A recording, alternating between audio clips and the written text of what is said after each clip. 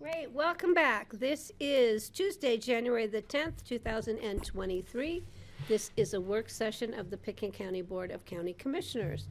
And we are at our agenda at 11:15, and it is a discussion of emergency ordinance of the Board of County Commissioners adopting Title 6.05 of the Pickens County Code of Secure Transportation Services.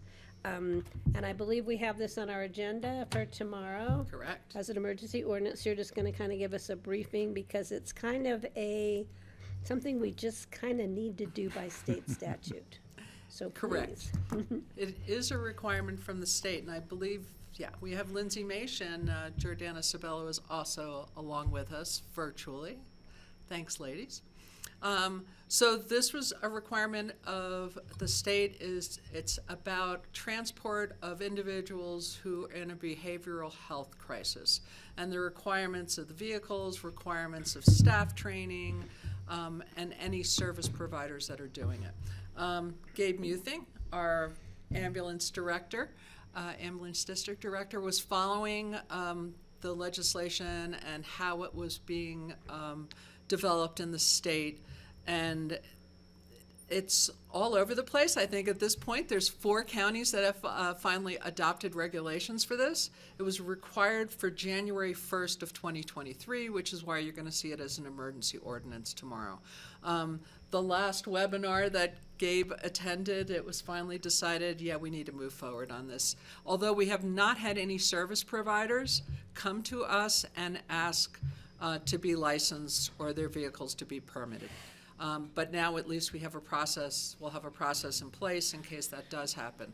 It does provide for reciprocal service allowances. So if a service and a vehicle is licensed or permitted in another county or in a state nearby, they can also provide services here. So at least we'll have that in our regulations, and that's applied. So this is just an opportunity for you to know what's going on. Like I said, we don't have anyone doing it. The MTAC, the Emergency Medical Trauma Advisory Council, thank you, who does our ambulance vehicle inspections and recommendations, which you see at the end of every year for the coming year, has agreed to do the vehicle inspections for these. So we have the component parts all put together, but this is really just something we needed to do and put on it. So we have great partnerships. We have a lot of our community just being aware of what's happening in the world of mental health. So this is one piece of vital mental health services that we have, and this will fit in the whole vital mental health continuum that we're working on in Pickens County. And with that, John, I don't know if you want to give an update of what else we have going on, or if anybody has any questions before that. I just have one quick question. So an ambulance is not an appropriate vehicle for transporting behavioral Correct. issues? So it probably bears an understanding of why we're doing this legislation. And what it comes down to is that we're trying to reduce this stigma around mental health. I see, yeah. And there's always the fear that if we transport somebody with a behavioral health issue with an ambulance or a police car, something like that, that it just increases that stigma. So this will allow us to have a little bit better options on the I table. figured that might be the case. Thank you, Gabe. Steve? If we get nobody coming forward willing to do this, is there a possibility that the ambulance district will buy a vehicle specifically for this purpose? It's an interesting question for sure. We actually do have a provider that is currently and in the past has been providing the service, and we don't think that they'll go away anytime soon. There's actually some question as to whether or not this legislation will actually increase the amount of providers in the state, which would be a great thing to be able to get behavioral health patients throughout the state to the place that they need. But at this point, I don't think that that's necessary, although we are currently doing it, and one of the differences with this legislation is whether or not a person needs medical care at the same time. So for example, if they need sedation, some sort of a sedating medication for that transport. If so, then there's a medical component to it, and an ambulance would provide that transport. So we're already doing that as is, so there would be no change in that. So. But in the future, certainly nothing's off the table, to look at that as an option if we needed to. But at this point, we're lucky enough that there is a Western Slope provider that has been providing that for us currently. Kelly? Thanks. I'm wondering, who is that provider? And then is there any difference between how patients are treated with a voluntary versus an involuntary hold? Good question. Let me take that separately. So the one that we're currently using that is it has a contract with Aspen Valley Hospital is Citadel Security. They have been around for a while. They provide us great service thus far. We've not had any issues with them.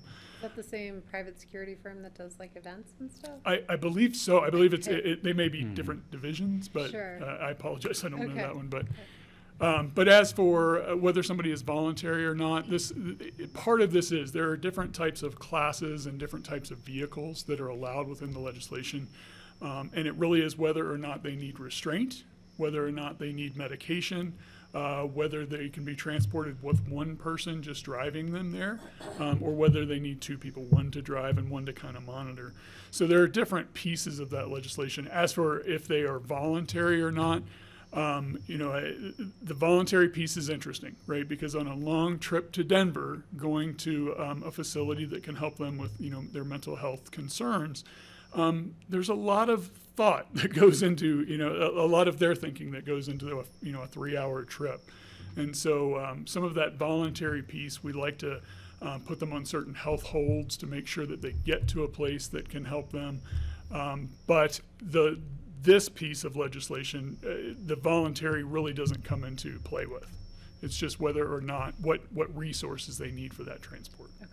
I'm getting Hopefully it that to you answers now. that. No, we Greg? didn't. Oh, no. Just wondering about specialized equipment. Are the vehicles actually certified, specialized, outfitted in an elaborate way? Elaborate, probably not, but yes, specialized. Again, back to that legislation, there are different types of vehicles, types of services, classes of services.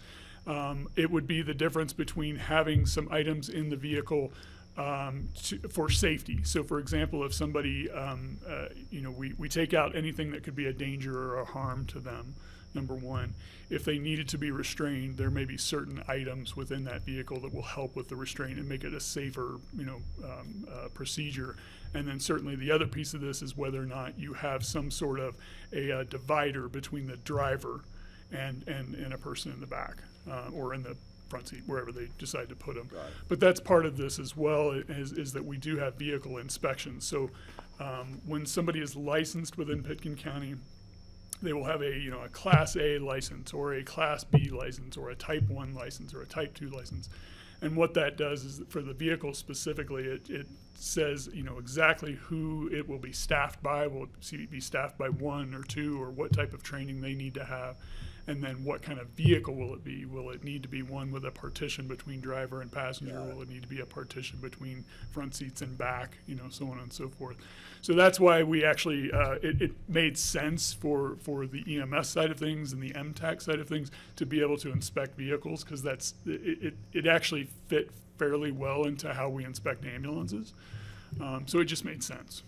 Okay. The last thing was just regarding safety issue. We're worried about stigma, but there's also a security issue. There's a difficult line that has to be, decision that has to be made. Completely agree. If we're too lax, it could be a dangerous situation. If we're too strict, it could be a stigma situation. So that's an interesting dilemma. 100% agree. And again, that's part of this, is these vehicles will be, you really, if you were driving next to one on the highway, you probably wouldn't know the difference. Right. Right? Most of them are using like a Chevy Tahoe or a van or some other smaller SUV, something like that. Most of them are very nondescript, have no markings on them whatsoever. So you really wouldn't necessarily know. Got it. Okay. And they're meant to be comfortable, right? Our entire goal is to get people to the health care that they need. Right. And quite honestly, our state has been lax with mental health care in that regard. And I think this is a great move to move forward with that, for sure. Okay. Thank you. Yeah, and just wanted to take this opportunity to provide the board a very brief update. We, of course, did a request for proposal on our vital mental health services. That was something that we first did back in 2018, I believe. And working, Jordana and Lindsay really worked to guide our funding partners and such through that RFP process and evaluation of proposals. As a result, we will have some changes in who we're contracting with going forward for those services. The Hope Center, I believe, was unanimously selected to be our new service provider, for example, in the schools. And I'm going to turn it over to Jordana and Lindsay to chat about those timelines. But I'd also say that crisis is the other piece that we're looking at as a community. We actually don't hold that contract with the provider. Rocky Mountain Health Plans holds that contract. And Lindsay has convened some conversations with our community partners and Rocky Mountain Health Plans that has resulted, at least in the community partners, making a request that Rocky Mountain Health Plans consider alignment with our crisis response and the award of our vital mental health services RFP with Hope Center.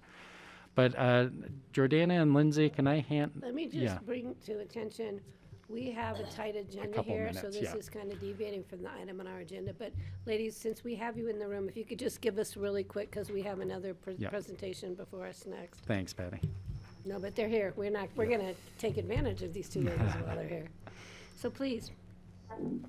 Patty, I can be quick to talk about the vital mental health services contracts that were awarded. And maybe I'll turn over to Lindsay to quickly talk about the mental health access program that we're working to lead internally. And so the 4 contracts that were awarded, as John said, the Aspen Hope Center will be taking over the counseling in the school, not counseling, the therapy in the schools district beginning in August. Mind Springs will be continuing to provide services until that transition happen in the schools. And additionally, Mind Springs will be taking a couple months to phase out some of the community mental health services that have been provided in a responsible way. Additionally, Mountain Family Health Center will continue to be providing services in their clinic in Basalt behavioral health services in an integrated way with that primary care model. They have been able to increase the number of behavioral health supports that they are able to fund with the same amount of funding that they've had from us in the past. So that is really exciting. And then finally, Recovery Resources will be awarded, has been awarded a contract to provide intensive wraparound services. So really focusing in on some of this case management and navigation for some folks with a lot of higher needs. And so we're pleased that they'll be able to provide those services. And with that, Lindsay, I'll turn it to you. Great, thank Try to you. be snappy, Patty. No, you guys are doing do my great. best. Thank you. Okay, so something else that happened in this last year while we were convening funders and partners with this RFP process was the interest in bringing some of the leadership into Pitkin County. So you've heard of that through our budget process, and we're going to be bringing in a position into human services and public health to really help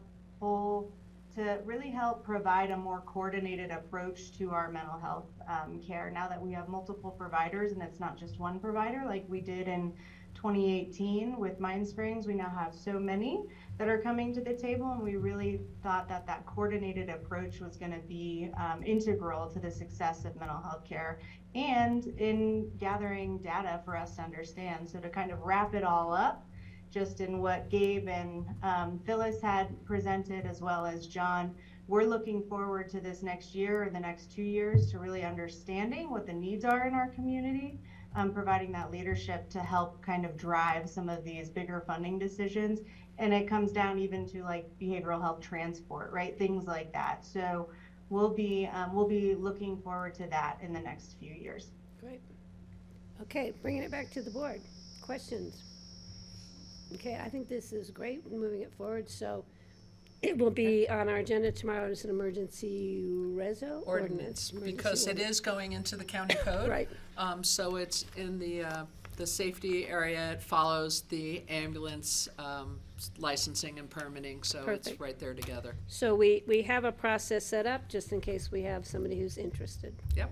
Perfect. And we meet the requirements of the state in having something in Great. place Great. January Thanks. 1st. Steve? So I was just looking through the AIS for tomorrow, and the inspection of the vehicle will be done, like if it's Citadel, there's somebody else somewhere else inspecting it in MTAC, is that correct? And then on our list of all the ambulances and everything, that would just be added onto that list when we approve that? We'll do it separately from the ambulances. There will be two different licensing processes. As Phyllis was saying, there is a reciprocal agreement. So if those are inspected in another county for their licensing, we will accept those inspections. Okay. But if they specifically wanted to just do business here in Pickens County and decided to license we with have us, to inspect then we it will here. inspect them. Okay, That is that's correct. what I was curious about, the inspection process. You got it. Wonder if they're just driving through town and they don't have a license here. The way the legislation is written is that it is at the point of origin. So in other words, wherever they pick up an individual, that is where the It's license not is just required. passing through, like Not from just here passing all through. the way to Pueblo or Correct. something. Okay, great. Just thought of that.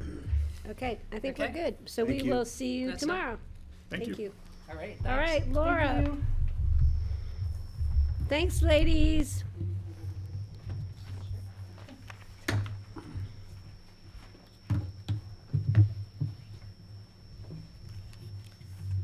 Hi, folks. Hi.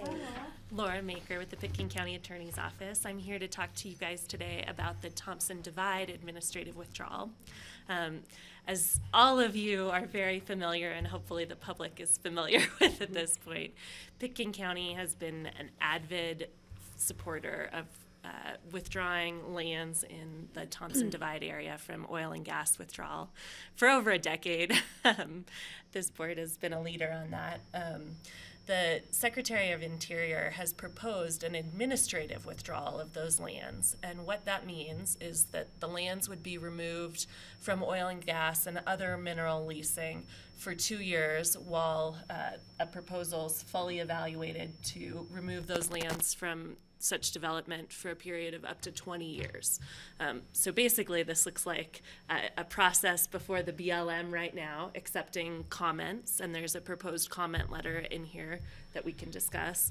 And once that has occurred, a further probably environmental assessment done by the Forest Service through the GMUG Ranger District, with a full sort of NEPA process that I would anticipate this board would also be interested in participating in, looking past that 2-year temporary withdrawal to a further 20-year total withdrawal.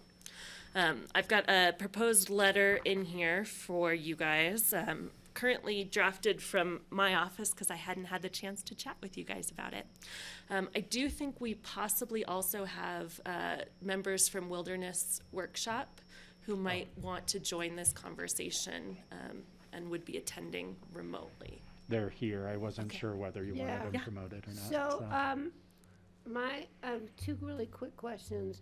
One, for the board, keep it on the county attorney's office letterhead or bring it back to BOCC for BOCC signature. I would think from all 5 of us if we did that. The other one is, BLM land versus Forest Service land. One's under the Department of Interior, one's under the Department of Ag. So if we get into Forest Service, then we'd have to have buy-in from hopefully the Secretary of Agriculture. Yeah, so the Secretary of Agriculture has been supportive of this as well.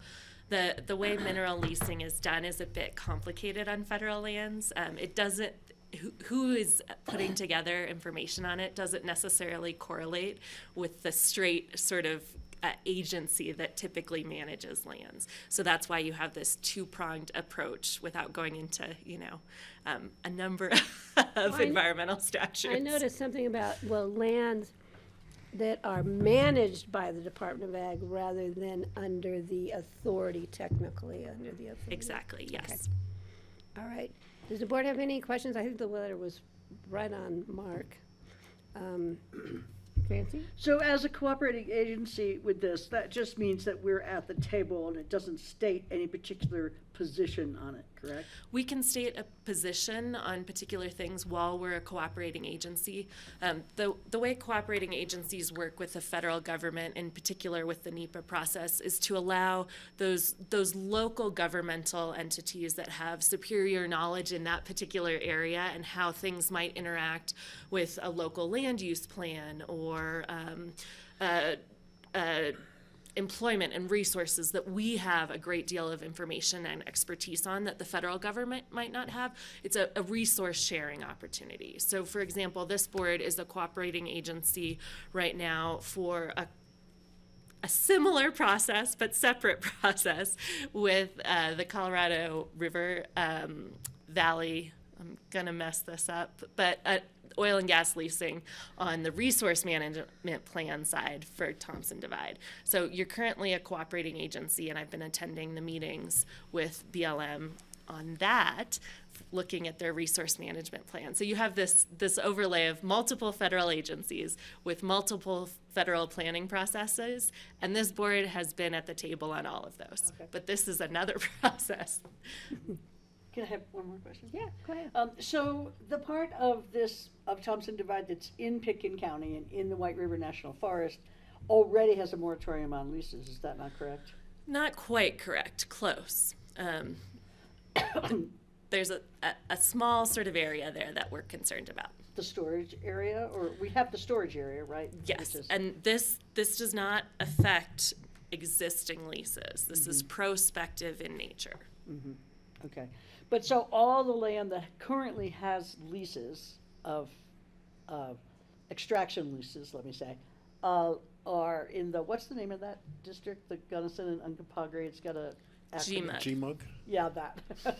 Are all there, correct? Well, we do have active storage leases Yeah. within Pitkin County, Right. but otherwise, yes. Okay, all right, great, thank you. Kelly? Where does the limitation for a 20-year withdrawal come from? Why not longer? Yeah, so I can't speak directly to it. My understanding is the secretary has cited some sort of part of NEPA that I cannot direct you to.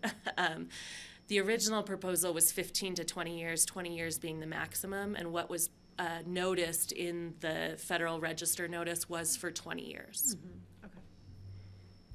Steve? Given that our congresswoman is actively opposed to this, is there any chance this will not get approved just because we have the local county commissioners in favor of it, but if our congressperson is not in favor of it, is that gonna throw a wrench into the whole works and make it not happen?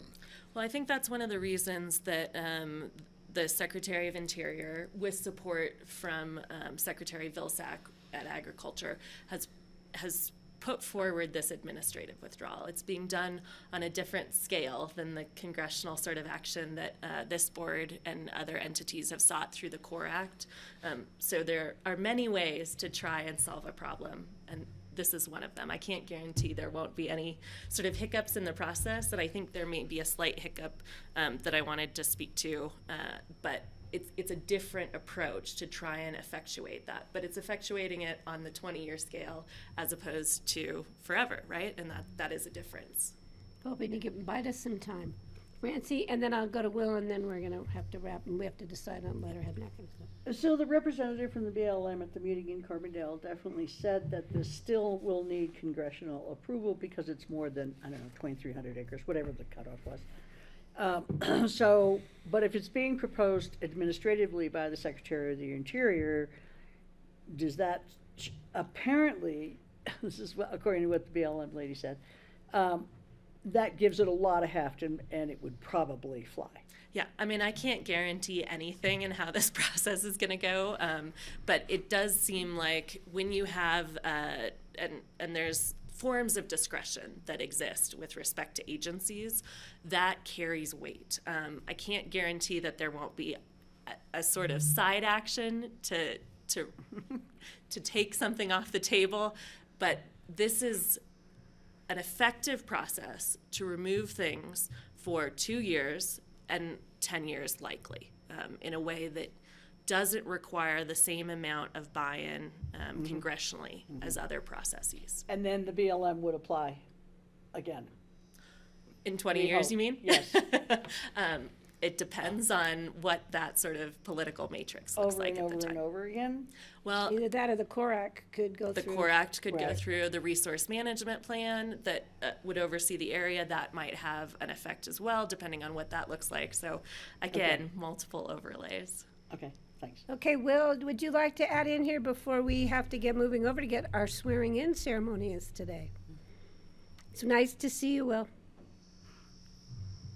Thanks very much for having us, Patty. And I think we're here mostly just to say thank you to the Pekin County Commission for over a decade of support to protect the Thompson Divide. We certainly think that this current administrative withdrawal is a really important next step. And as you guys have discussed, it provides really important 20-year interim protections. It's our strong hope and belief that during that time, the CORE Act will pass, giving the area the permanent protection it deserves and that the communities have been asking for. I think that's the main thing. I'm happy to provide any more detail on any of the questions that have come up regarding the authority for that 20-year administrative withdrawal, or there has been some discussion on congressional approval of a withdrawal. Maybe I'll just touch on that briefly because I do think it's worth mentioning that essentially Congress does not give formal approval. They're notified at the end of the process, but it's our take that this is really an administrative process, and so even though our Congresswoman may not be supportive, that should not affect this administrative protection. That would be nice. Great job, by the way, at the end of the Carbondale meeting, Will. That was a really good move when you had everybody stand up. That was Does the board have awesome. any questions? I know Laura has a couple more points. Hiccup? You were gonna point out a hiccup? Yep, slight, there may be additional you, Will. notices necessary, just depending on how a proposed land swap in Gunnison County goes around the Mount Emmons area. So again, just one more layer that's added on, right? So that's possible. But I have spoken with the Gunnison County attorney, and Gunnison County is supportive of the proposition.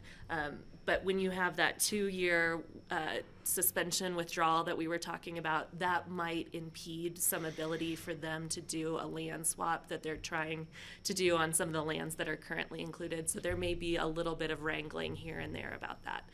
So there might be another notice. I can't guarantee it. Okay. And then letterhead, and how does the board want this presented? Input from the board? I just have a question on that. Do we have any lands identified that we had an inventory for potential land swap that might get wrapped up in this in Pekin County? There's nothing that we're concerned about at this point. Yeah. Thank you. Good question. Okay, back to letterhead. Does the board want it to go through with Laura's signature, or, which carries a lot of weight with this discussion? But not Or as- does the board want it to come through with BOCC letterhead with 5 signatures? I'd go for the latter. I'm okay with the latter. I'm wondering if we could do both, though. If you could be on it as well as Pekin County Attorney, and then we could also be on it. Maybe on the letterhead of the BOCC, but I think it'd be great to have the Attorney's Office represented on it. Yeah, that's a good suggestion.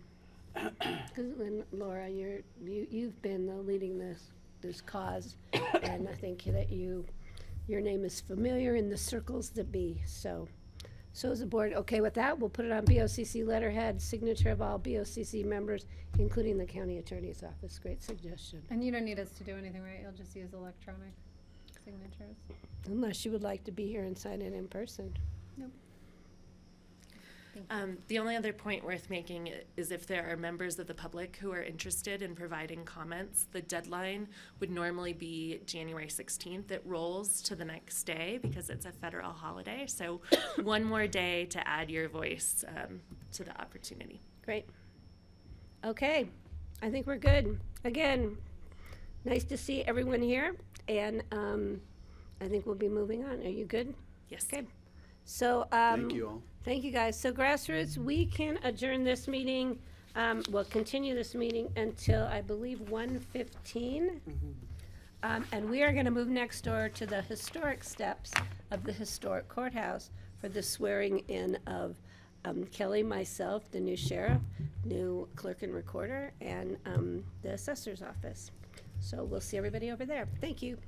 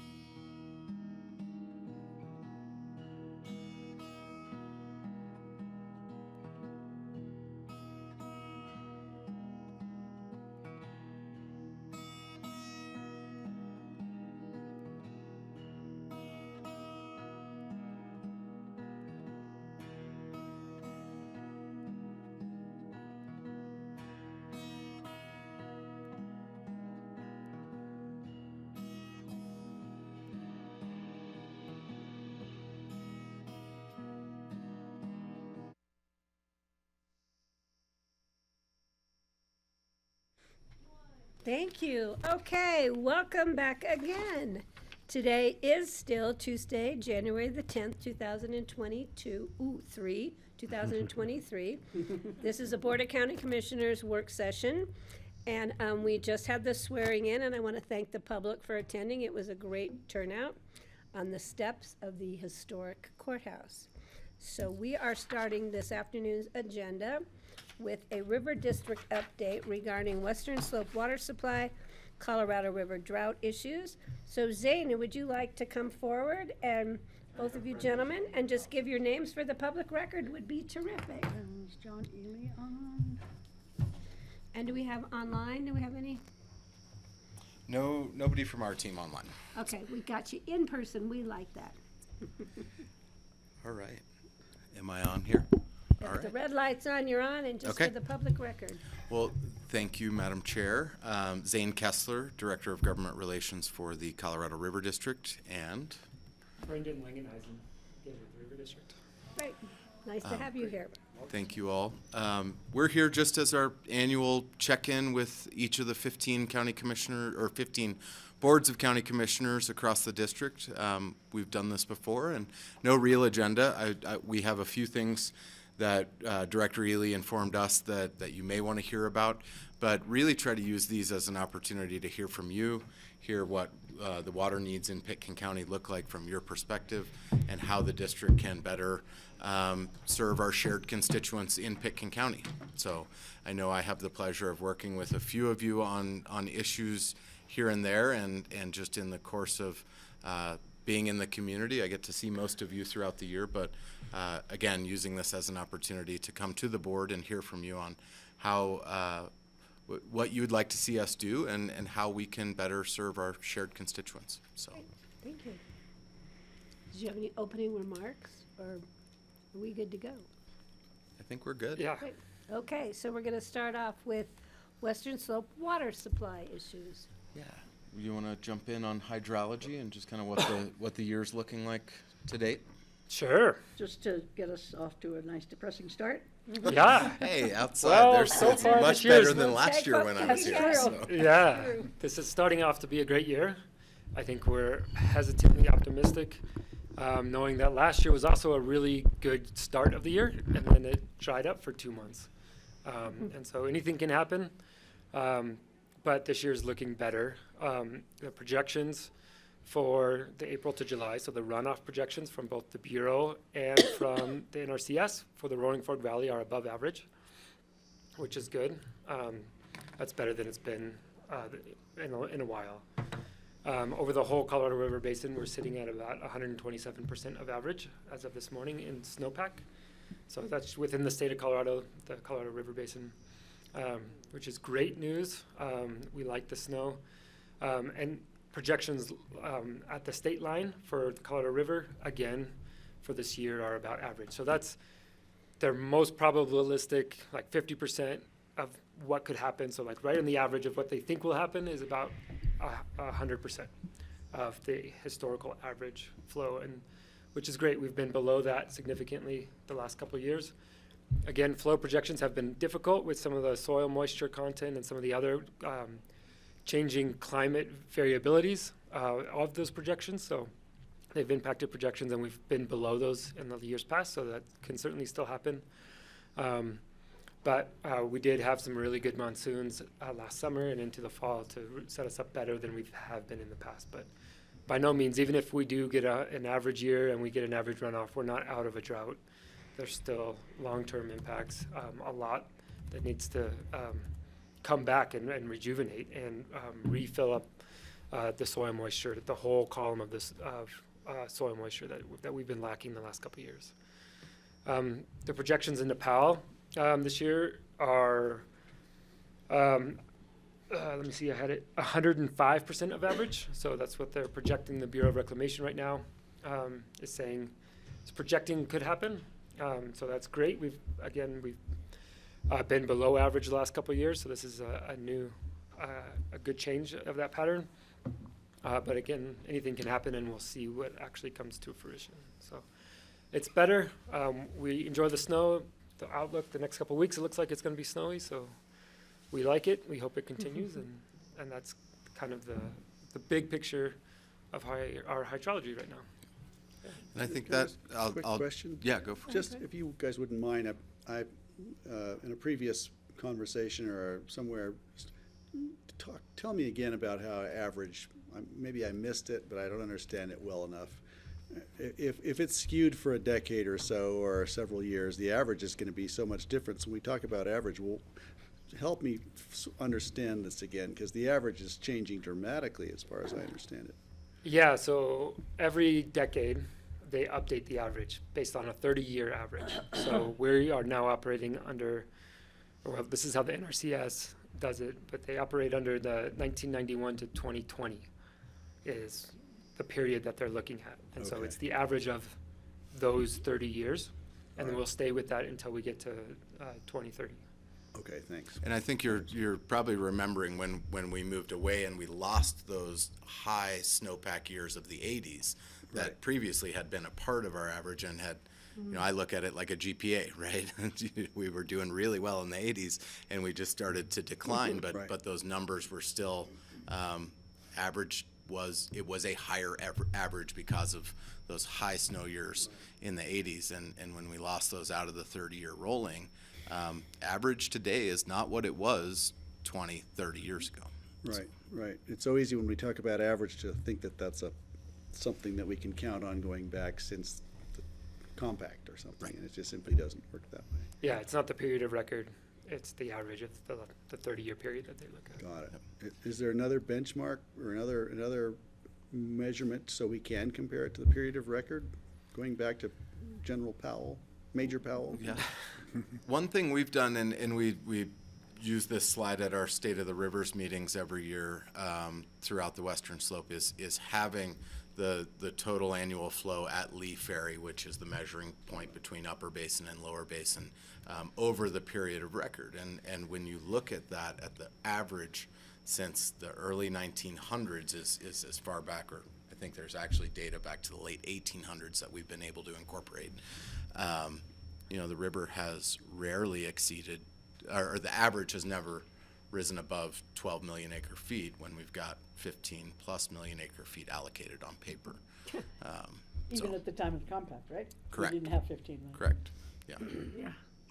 So even in those few good years when they did that, it still made no sense. Right. Well, from a political perspective, you know, it's easier to divvy up a pie that seems larger if everybody thinks their slice of the pie is bigger than it actually That is. is And so cynical. yeah, and if one thing we've done with the help of our predecessors is look back at some of those documents and see that, you know, there were discussions at the time and there were scientists at the federal level ringing alarm bells, and ultimately the politicians chose to ignore the best available science and move forward with something different, which I think we've all seen before as well. I So, didn't know that. That's interesting.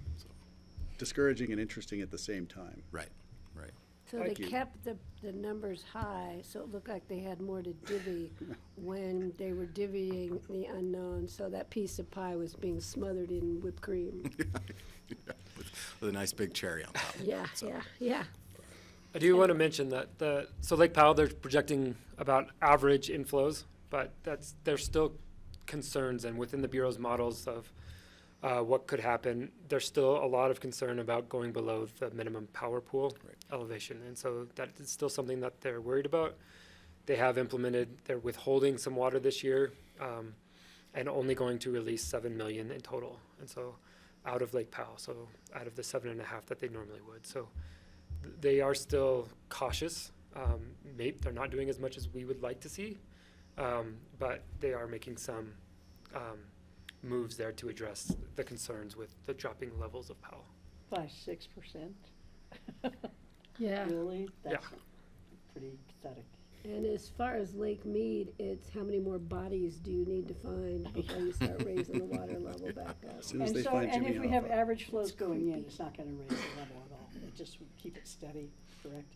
Well, and it hopefully would, if we have an above, a good inflow above year average. with those reductions in releases, we might be able to actually gain some ground. But Yeah. I think these numbers aren't brand new, but our previous chief engineer who retired a couple of years ago did the back of napkin math for me at the time, and this was in 2018. In 2018, it would have taken, I think, 12 years back to back of above 100% average inflow in order to restore levels at Powell. And those waivers. Yeah, and the situation has only gotten worse since. And so anybody that believes we can just pray for good snowpack and hope for rain, I've got a bridge in Nicaragua, I'll sell you. But ultimately, I think this is what the reality of what climate change looks like, is a hotter, drier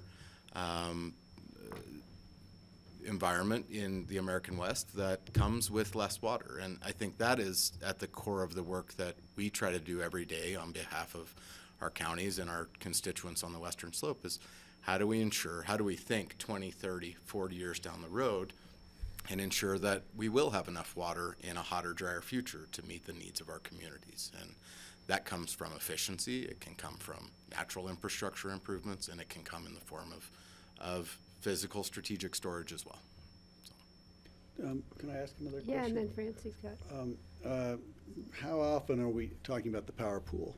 If we lose the power pool or it gets diminished, chances are we're going to go back to coal and nuclear, I'm guessing, for our energy needs, which is unfortunate.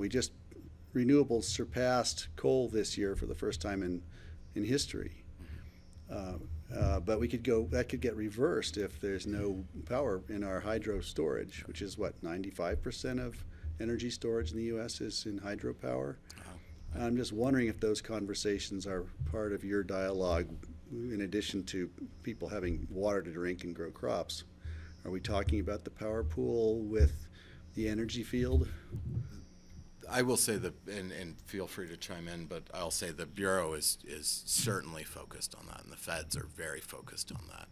I think it's important to our constituents on the Western Slope, and maybe Pitkin County's a little different in that you have a solid amount of renewables to supply your local supply needs, but there are a lot of communities on the Western Slope that purchase from Tri-State, or the co-ops purchase from Tri-State.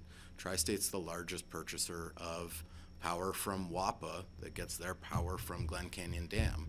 And so it will certainly impact families in Western Colorado through increased rates, but I think what you're speaking to is what does that do to the economics of power in the West, and that certainly is not my area of expertise, but it's clear that it will have impacts. Right. So. Yeah, I think everyone's concerned about it. The power pool is also, you're getting close to your only controllable outlet, really. Right. And so as that comes down to that level, then the Bureau is really concerned about even being able to operate the reservoir. So, power is a big conversation, and it's tied directly to operating Lake Powell. So, yeah. And questions from experts about, can those bypass tubes handle 7.5 million? Can we release the amount of water we're obligated to under the compact through those bypass tubes, right, without causing significant threat to the infrastructure itself? Right. They probably weren't designed or anticipated for that. Right. It's a threat of cavitation, which we've seen before, but in a completely different scenario. Those of you that have read the Emerald Mile remember the floods that threatened Glen Canyon Dam and know the story of that. And it was through, right, that dam was about to overtop 40 years ago. Is that it? It's probably about 1986, approximately mid-1980s. Just under 40 After the years, but 83-84 seasons. those bypass tubes were a significant part of the saving grace there, and they suffered significant cavitation as a result. So. Right. So that big crack that the monkey wrench gang rolled down the front of the dam was prophetic. Maybe so. Thank you. Yeah, Francie. So can we expect further releases from Blue Mesa and Flaming Gorge and Navajo and all those places this year? They are planning continued releases out of Flaming Gorge. Right now, there's not an available supply in Blue Mesa. That's certainly something that we've heard, a point of concern we've heard from our constituents in Montrose County and elsewhere. In some ways, that's what those reservoirs were built to do. They're reservoirs that were built to ensure that we're able to meet our compact compliance in times of need. The way that they went about it, I know there was a lack of communication between the feds and those affected communities in the Montrose County area and Gunnison County. That has been a source of concern. For us, and it's something we've been saying since the drought contingency plans were passed, is yeah, that's good, and it's okay to have that option, but we all need to remember that that's a one-time shot in the arm. You don't get another shot at that. It's not like Blue Mesa is going to fill in a year in order to have that water to drop down again. And What percent is Flaming Gorge at now? 60, last I saw, I think 2/3 full, roughly. Flaming Gorge? Yeah. Yeah, that sounds about right. And Navajo, do you have numbers on Navajo? I don't know with me. It hasn't been used much though, because the hydrology hasn't been there they don't have much of a surplus to give, so. What is the projection for the acre feet at Lee's Ferry this year, like compared to prior years? I think in volume, volume from year to year. For Lee's Ferry? Yeah. Well, that's below PAL, so that would be 7 million is what they're projecting this year. Mm-hmm. Okay. Well, and Greg, I think not a lot, but I know Vegas area, for example, with the impending doom of Meade and hydro generation, have built that enormous solar farm, and with expansions planned. And it just is ironic that, like with Glen Canyon, you look at the infrastructure that's already for electricity generated by hydro, it's there for solar. And the sun seems to shine a lot in those neighborhoods, so that's at least. There's no storage Yeah. unless they put in the battery, build massive batteries, which is. But there is transmission. There's transmission from there though, because they've already got it set up for the hydro. So that does create another opportunity, at least. They wouldn't have to totally start with reinventing the wheel. Solar, as we know, is becoming, because you fly over that one by Vegas and it's. So is the Upper Basin being asked to reduce by 500,000 also?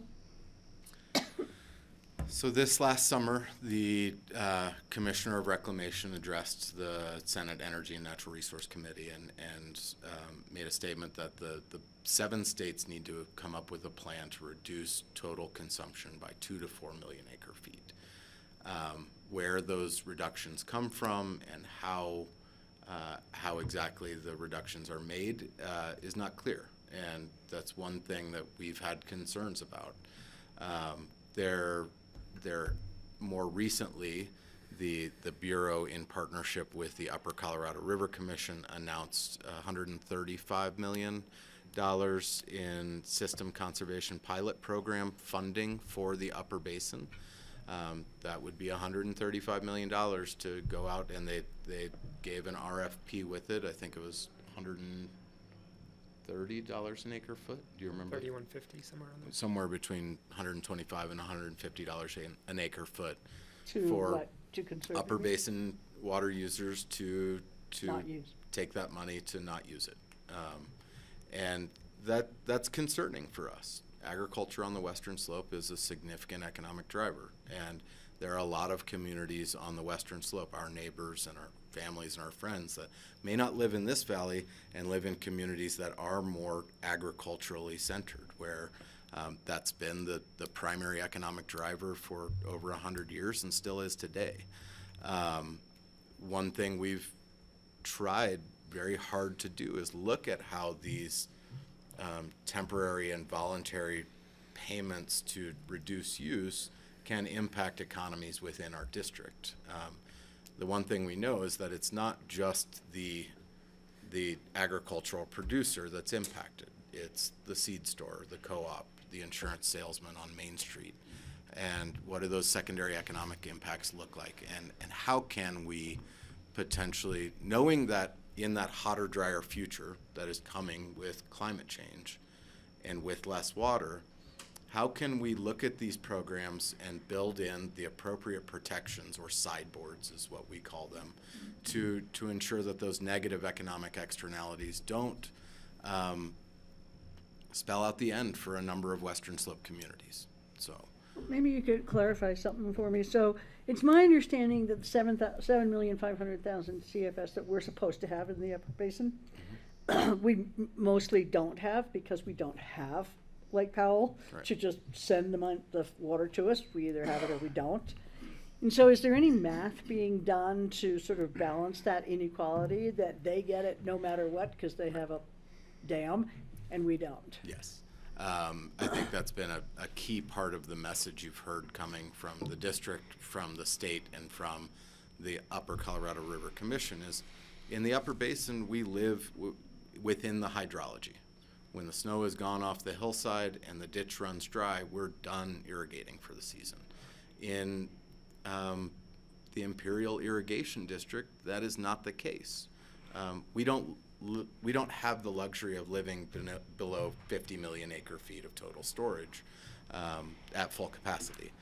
And I will give credit to Senator Bennett, our senior senator from Colorado. He has come out and said that much. He has called for, at our request and at the request of others, for the Bureau to implement a more fair accounting standard as it relates to evaporative and transit losses.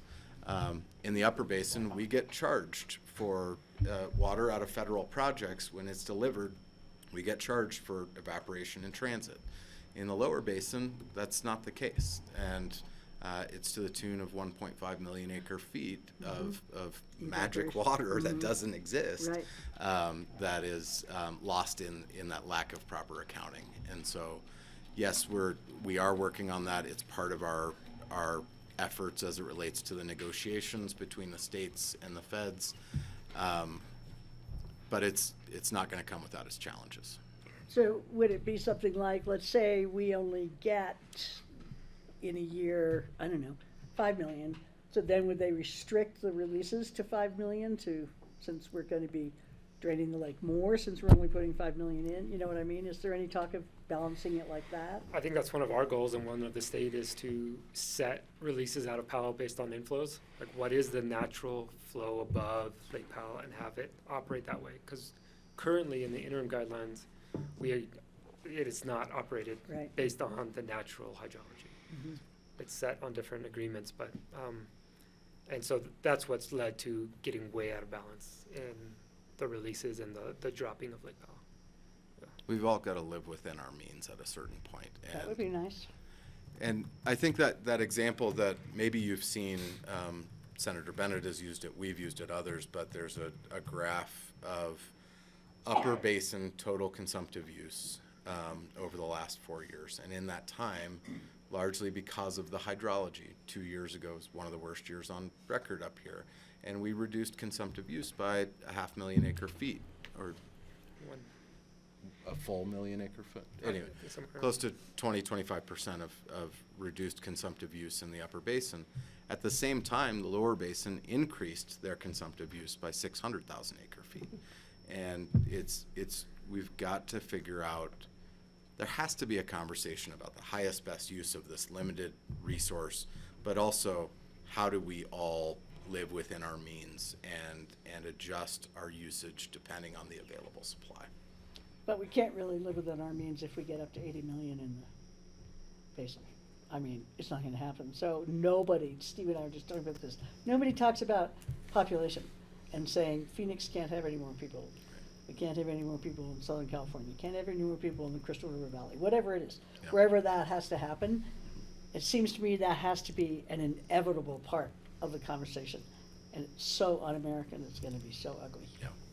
I'm planning on that being part of our discussion moving forward, is how water affects growth, especially at this end of the valley where city's water supply comes out of the Castle and Maroon Creek, and that's very limited. And if we continue to develop without taking responsibility for water first, where are we going to be? Well, we That'll would be running dry. welcome your help with that conversation at the state capitol. You know, I got 4 more years to bring it on. Not to mention the nation's capital when we get there. Yeah. Yeah. Steve? So I'd like to talk about personal experiences I've had with my daughter in Alaska. She has two different houses, one in Fairbanks and one in McCarthy. Both of them are dry houses that they haul every drop of water they use at those houses. They haul it. They don't have a pipe delivering water there. And so if you're hauling all of your water, in the case of McCarthy, they're hauling it in 5-gallon jugs. Physically, in Fairbanks, they have like a 300-gallon tank in the back of their truck and drive down and get water periodically. But you become very frugal with how you use your water if you're hauling all of it. And the first time I really became aware of that was when we were doing a cup of coffee in the morning and we put some hot water in the cup to warm the cup up. And my daughter said, "Don't forget to drink your silver tea." And to them, silver tea is the water you put in your cup to warm the cup up. Yeah. And you don't throw that water out, you drink it. Yeah. Because water is so precious. And to me, that is like a paradigm shift in how people there think about water and treat water. Water is too precious to waste. And we really need to change, I think, in the mindset of everybody in the Colorado River Basin to survive this thing. And one of the changes to me would be we use a lot of the water to grow alfalfa right now. And some of that alfalfa is being compressed and sent off to Saudi Arabia and places like that. We probably need to quit growing nearly as much alfalfa using Colorado River water, and we shouldn't be growing cotton or anything that is of a high water use kind of a crop. So the farmers really need to be thinking, what crop can I grow that's a low water use crop that I can still get a cash crop off of this field? So that would just be one kind of a change in the mindset of how people should start thinking for us to survive this. And then I think, well, how does this apply to people living here where we have, we're in a pretty wet place. There really aren't that many shortages of water in Pickens County, aside from maybe the wells in the Crystal River. There's the problem with that right now. Although there are some wells on even Capitol Creek. If a adjoining hayfield isn't irrigated in a dry summer, there are wells that go dry on Capitol Creek. Yeah. And that probably happens Missouri Heights and all kinds of places around here. So we do have to pay attention to water here also. So I'm always trying to think, how does this new way of thinking about water, what can we do here in Pickens County to help the big picture? I don't know that I have an exact answer to the question, but I would say leading by example is the best way any of us can try to change. And we just took our board and the West Slope members of the Colorado Water Conservation Board at the state level on a tour of the lower basin, where we saw a lot of that cotton and a lot of that alfalfa that is owned by Saudi investment firms that is being ricked up and put on ships and sent over to feed horses. And this is all very complex and it's very Muirian in some ways, in that you tug on one thing and find it connected to everything else. It's gonna require, as I said earlier, I think especially in a hotter, drier future with even less water than we have today, it's gonna require a conversation, as you said, about the highest, best use of that resource. So, and I think Pickens County, through the Rivers Board, through this board, and partners like the River District and the Conservancy and others, I like to think we are leading by example by having a conversation, walking into some of the more conservative boards of county commissioners' rooms in our district and talking about climate change and the impacts that's going to have on those communities. I think we're all in this together, and it's going to require partnership and continuing to lead by example where possible. So. Okay, Kelly. Yeah, I have two very different questions. On this thread, I think, what is the head of the Bureau of Reclamation's like next play? You know, what is she waiting to see before leveraging more of her authority? I think it's more you. I know you guys were just at that meeting in Vegas Yeah. that probably illuminated. I think a lot right of it. now there are a couple of things going on at the federal level that involve the Bureau's leadership. One is continuing to try to see if some sort of agreement between the 7 states is possible. Right now, there is near unanimous agreement around those accounting standards that I mentioned earlier, which wouldn't get us all the way to 2 or 4 million reduction, but it'd get us a long way towards that goal. Roughly 1.5 million acre feet of overuse in the lower basin is attributed to that evaporative and lack of accounting around evaporative and transit losses. California is the only holdout there. But it seems as though the conversations between the states that are being shepherded by the commissioner are continuing. I think we're all hopeful that we'll figure something out there. Beyond that, they are conducting a supplemental EIS on Glen Canyon Dam operations that could impact the amount of water, reduce significantly the amount of water in the long term that is released out of Powell in order to bolster supplies and make sure that we in the upper basin and the hydropower production at Glen Canyon Dam have a reliable strategic reserve in place. Those are the 2 things that I'm most aware of. Beyond that, I would note the bipartisan infrastructure package funding that authorizes 5 years of appropriations towards infrastructure, water infrastructure investments, $8.2 billion to the Bureau to fund conservation measures, upgrade efficiency, try to if you think of it like a house, it's not just slapping solar panels on the roof, it's making sure the envelope of the house is as efficient as possible. So high efficiency irrigation systems in federal projects, upgrading inefficient off-farm distribution systems, those kinds of things. Beyond the bipartisan infrastructure package, there is the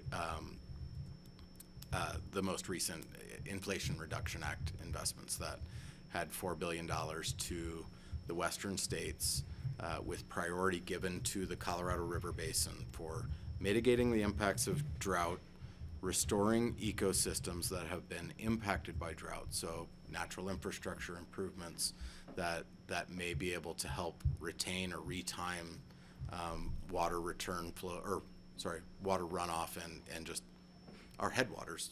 That's the largest reservoir we have is our forests and our federal lands. And then lastly, pilot programs like the one I mentioned earlier, system conservation pilot programs that would essentially pay irrigators not to irrigate throughout the West. So. Interesting. I have 2 more questions. Yeah, That's go ahead. Again, both very different. I'm wondering if you guys are, if what you're thinking about in preparation for the Grizzly Reservoir to be drained with the work that's going on, planned to go on up there this summer, and what you're thinking about that. And then if you guys have priority legislation for the Colorado legislature this session that you're thinking about. Well, we can go in order. I'll let you handle the legislation. Yeah, please. With Grizzly Creek or Grizzly Reservoir up there, we, Pickens County has been very involved with that, with the operations and some of the agreements that we have with bypassing flows. And so we have not really participated. We've kind of let the county run with that since it's in your guys' backyard. So we really haven't been too involved. We're involved with some of the planning, with some of the settlement agreements that we have with Aurora. And so we participate in that, but we haven't gotten into the finer details of the operations of Grizzly. Yeah, that, as they start to do some maintenance, I think is what you're referring to, right? Yeah, and Yeah. I'm just wondering, personally, I'm just thinking about like, gosh, what should we be watching in the Roaring Fork, River with these changes this summer? What should we be paying attention to just in terms of science and, all that. So, Minimum stream flow. yeah. I think we're ready to help if that's something that, if there's some assistance that's needed. And I can certainly follow up with your legal counsel. They were, I think, follows that a lot more closely. Yeah, sure. And there is some communication going on between emergency management as well as public health on that in anticipation. The division engineer's office has indicated some need to do some dam work up there, and there's likely to be some releases. And given some of the concerns about color and turbidity and other things that we've seen. Heavy metals. Heavy metals, given that we're in an area where heavy metals occur naturally and have been exposed to the surface historically. Those conversations are ongoing. I can tell you that Valerie with emergency management as well as Marcy have recently been in communications with the Twin Lakes Reservoir and Canal Company about that, and I would anticipate there would be communication to the public this spring before any releases occur. There's been discussions about filtration mechanisms, which might be, as simple as hay bales, things you might not think of on a technical sort of scale. So those conversations are ongoing, and I would expect there would be communication to the public before releases occur. But the division engineer's office has indicated there are dam safety concern issues for the reservoir wall. Potential breach. Their level of comfort might be different than your level of comfort. I think we have to be prepared for anything up there, but they are not technically draining the whole reservoir. They are creating areas where they can do dam work up there in order to, and also to clean out some of the sediment, so we might have more storage capacity.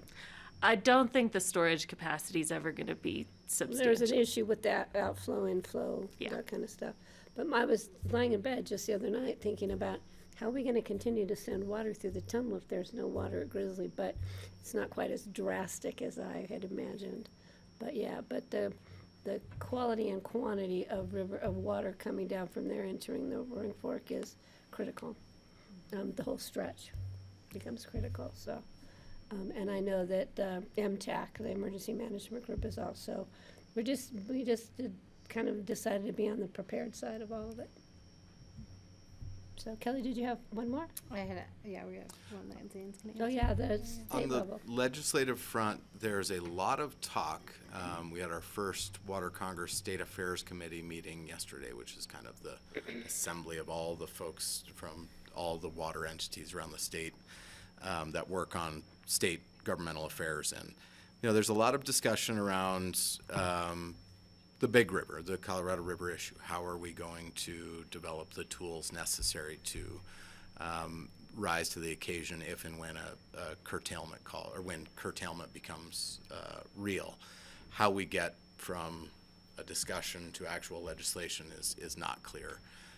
I know Eagle River Water and Sand and the Eagle County Commissioners may be involved in this, are working on a no flush bill, just on certain wipes and cosmetic products that wreak havoc on smaller sanitation systems, creating a standard within the state for any of those products to be labeled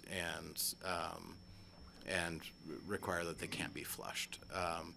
I know we are in conversations with the conservation community and others about whether there are whether additional flexibility is needed within the in-stream flow program, for example. That's kind of a perennial conversation at the state level. And then the state itself is proposing the Department of Natural Resources is running a bill on natural infrastructure, trying to clarify the statutes and a disagreement that I understand to exist between Parks and Wildlife and the Division of Water Resources over think beaver dam analogs, and as we go in and try to restore some historically channelized watersheds for a variety of purposes, be they environmental or fire mitigation or whatever it may be, if you go in and put a J-hook in a river that doesn't exist there today, do you need a water right? Do you need, if you're gonna go up and do beaver dam analogs, which is essentially trying to mimic the way that beavers store and spread water out across the landscape naturally, which has many ecosystem improvement, positive externalities associated with it. Water retention, fire prevention, again, a lot of those things come along with it. Do you need a water right? How does the Division of Water Resources administer those types of projects, and what's the permitting system that the Department of Natural Resources needs to implement in order to do that? We've seen some language floating around out there, but it seems like there is still a pretty robust stakeholder process that's going to have to occur on that. Beyond that, there's nothing on the river district's portfolio, if you will, that is a priority bill. We're certainly not running anything at this point. So, but we do work to maintain a very regular presence at the Capitol throughout the session. So if there's anything you all are monitoring or want to provide your input to us on, please, you know where I'm at, and Director Ely certainly can bring that to staff's attention as well. Sure, we work through QQ pretty closely. Yep. I haven't been totally following what they're doing right now. For the And we legislative session. try to work pretty closely with QQ as well throughout the session. Having new staff there, I'm so used to working with Tori during the session. Yeah. It'll be an opportunity to work with others, and they do a great job. Yeah. So. Okay, thank you. So, that's interesting about having to get a possibility of a water right to mimic a beaver. And the state is specifically not talking about I know. beavers, just Right, to no, well, clarify. It just causes you to picture permit people out there chasing beavers around, asking them to get a water right, you know? You can just see that, because we kind of have an affinity towards the beavers in our valley. Of course. We're trying to work with them well, so. to let them Keystone do their species. Unfortunately, some of our partners and neighbors in the South Platte and in other basins of the state don't see it the way we do. I know they here. don't, I know. Good conversation. So, other questions from the board? Like, we've kind of melded in both of these, the Colorado River drought and up the western slope. Water issues kind of in the same, which is a good conversation. Steve? So I go to Club 20 meetings where Chris Treese is the head of the water committee for Club 20. Yep. So that we're always talking about the same issues that we've been talking about right here today. But just to make you aware that I have that connection of going to those meetings, and I make almost all of the water meetings. Once in a while, there's a whole meeting I can't go to, but if there's anything that comes up that the River District would like Club 20 to work on, don't hesitate to reach out. And you could, of course, could always reach out to Chris, but you could reach out to me also on that. Great. Thank you, Commissioner. Okay, other questions? Are you gonna hang out for our next too? So- Well, I was going to say we probably have to hit the road in 15, but the Director Ely did ask that we be prepared to answer any questions that you might have of us related to River District involvement in the next agenda item. So I don't want to steal Rico's thunder, but if there were specific questions for us, we're happy to stick around for as long as we can. Okay, so or why don't answer we those just transition into, we got Lisa and Lisa here, so, yeah, and, so why don't you guys come on up? I mean, water's a very diverse issue, and we're more than happy to entertain it all. Thank you all for your time. Thank you Always very good much. to see you. Yeah, hang out as long as you can, so, Will do. thanks, really appreciate it, Zane, nice to see you. Steve, we need to, move a mic over there for. Here, I'll hand this one back over. Okay, so the next item is the winter flows in the frying pan lease agreement with the Colorado River District. And this is, regarding keeping those rivers flowing well and keeping our habitat. It's about anchor ice mitigation. I always forget that word, anchor ice, those words.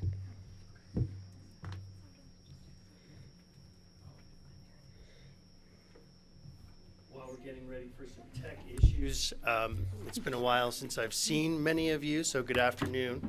I'm Rick LaFaro. I'm Executive Director of Roaring Fork Conservancy. A little bit of a tough act to follow with the big river issues.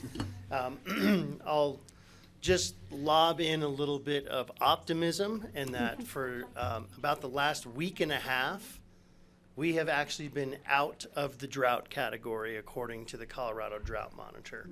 Now that could change this Thursday, of course, but for a short time, we are drought-free. When So you say we, how big a we is that? it's sort of central western Colorado right now, and I'm just kind of going off. I looked at the map earlier today, but a pretty good section of western Colorado is now drought-free. Great. That is good news. Yeah, keep the snow coming, and we'll stay there. So. So they were listing Fort Collins, Denver, Greeley area as being one of the ones above average for precipitation. But I was wondering if they were counting in their Trans-Mountain diversions. They have all this water available. Is it actually what's falling on them right now, or is it what's falling on the west side of the divide that they will have access to? That's a good question. Honestly, I don't know what the answer is. My gut would be that hopefully it's what's falling out of the sky and that they're not counting on Trans-Mountain water as part of their precip or as part of their water supply. So far it's been a pretty good winter. Well, I can introduce Patty if you're ready to roll. All right, great. Thanks, everybody. I am Lisa McDonald with the Healthy Rivers Program. Happy New Year, and congrats, Patty and Kelly. Thank you very much. We're very excited. Joining me today is Lisa Tasker with the program, and as Rick introduced himself, Rick's with the Roaring Fork Conservancy. So at a regular meeting back in June at the River Board, the Conservancy came and did a presentation to the board regarding the Frying Pan Winter Flows water leasing program that was being pursued with the Colorado River District for winter environmental flows on the Frying Pan River. They were gauging an interest to see if Pickens County was interested in becoming a partner with the program, and just to kind of get a feel for what the River Board thought of the program. The project will allow for environmental flows that will supplement minimum flows for ecological flow targets in winter months and diminish detrimental anchor ice from forming. The River Board then in August heard a formal request from the Roaring Fork Conservancy to fund the program for $50,000 annually over a 5-year period. They moved to approve that at that meeting. They had some further conversations, and at their November meeting, directed staff to schedule and notice a special meeting on the funding, as there was interest from some of the River Board members in possibly revisiting that recommendation. There were concerns about the 5-year funding commitment that was driven by the cost and the relative proportionality of contributions from other partners and financial beneficiaries of the effort.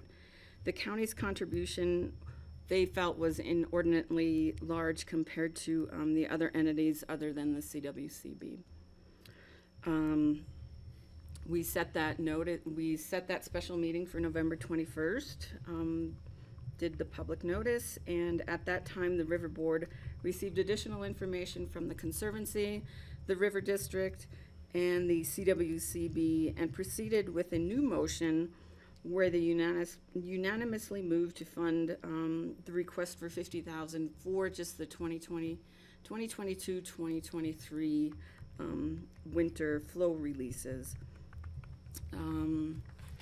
Let's see, that's kind of the gist of it. Rick is here today to kind of dive in a little bit more on the specifics and technical pieces of the program, and we did include this $50,000 in our 2023 budget for the River Board, and I know the board had some more technical questions that I could answer at that November meeting, so we're here at a work session to discuss it with you further and get direction from the board whether they're interested in moving forward with a lease agreement with the River District or any other options we might have. Questions for Lisa, or can we go ahead and move to Rick? I just remember Steve's question from last time. Didn't you have a question regarding winter flows affecting agriculture opportunities in the spring? Absolutely. If we're lowering the level of Root Eye Reservoir in the wintertime, just to prevent the anchor ice from forming in the Frying Pan River, I totally understand the science behind that and the desire to not have the anchor ice, so there's more macroinvertebrates and more food for the fish. That helps our fishermen's economy, and all of that is a good thing. But then we have less water in Root Eye Reservoir going into the springtime. Does that water, can we replenish that water with the springtime flows, the high water flows, or depending on the year, that might be water that's just gone and then not available for other things later on? That is true, but the River District, the Water Conservation Board, and especially the Bureau of Rec would not make this winter flow water available if there were real opportunities of shorting someone elsewhere. So there is water in Root Eye Reservoir that is part of just the pool and water that sits there. And when we talk about highest and best uses, oftentimes water in a river to support the ecology is the highest and best use. So this is one opportunity for us to make a difference in winter. And if water is not released in winter, it can be held until summer if we need it for cooling effect when we have temperature exceedances and low flows. So I just want to be very clear that this is an exciting program from where I sit, because we are putting the river first. Generally, the river is last. Roaring Fork Conservancy acts as the voice for the river. So we're applauding and very excited about this. And again, this water would not be available, so we are not robbing Peter to pay Paul. If the water is not available, this lease agreement is certainly going to be the first thing that would not happen, so that legitimate contract holders in Root Eye Reservoir can have their water and have it delivered when they want it to be delivered.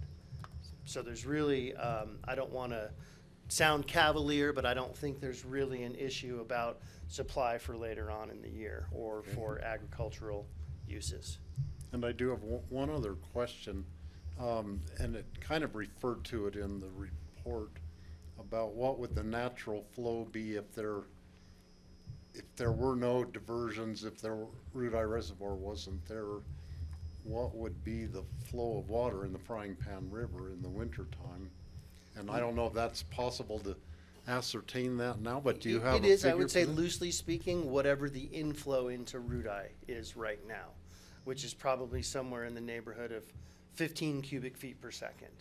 So we're talking about significantly lower flows in the lower Frying Pan River in the absence of Root Eye Dam. There probably aren't moving any water through the diversion tunnel right now, so it would mimic the natural stream, and it would be many times lower than it is now. So in the old days, there probably was a lot more anchor ice, and the invertebrate populations were not so good as they are now.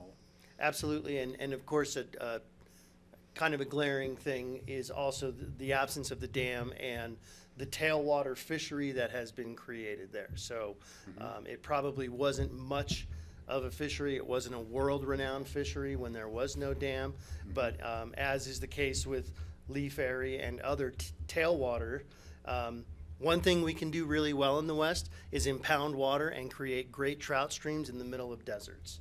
And so we've been able to do that successfully at Navajo Dam and other areas. Granted, we're not in the middle of the desert, but from an angling perspective and an economic perspective, Root Eye Dam changed the lower Frying Pan, and what I would say is for the better in terms of, for the purpose of that The conversation. reservoir kind of created the Goldwater fishing Absolutely. for the Frying Pan River.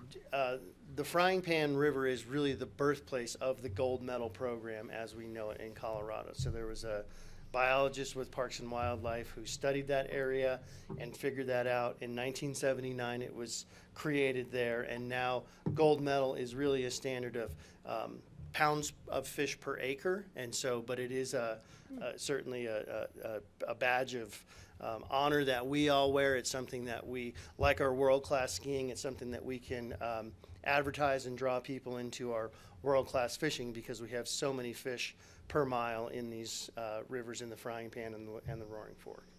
So I have no idea if that's what it. Heather, did you have something, have your hand up?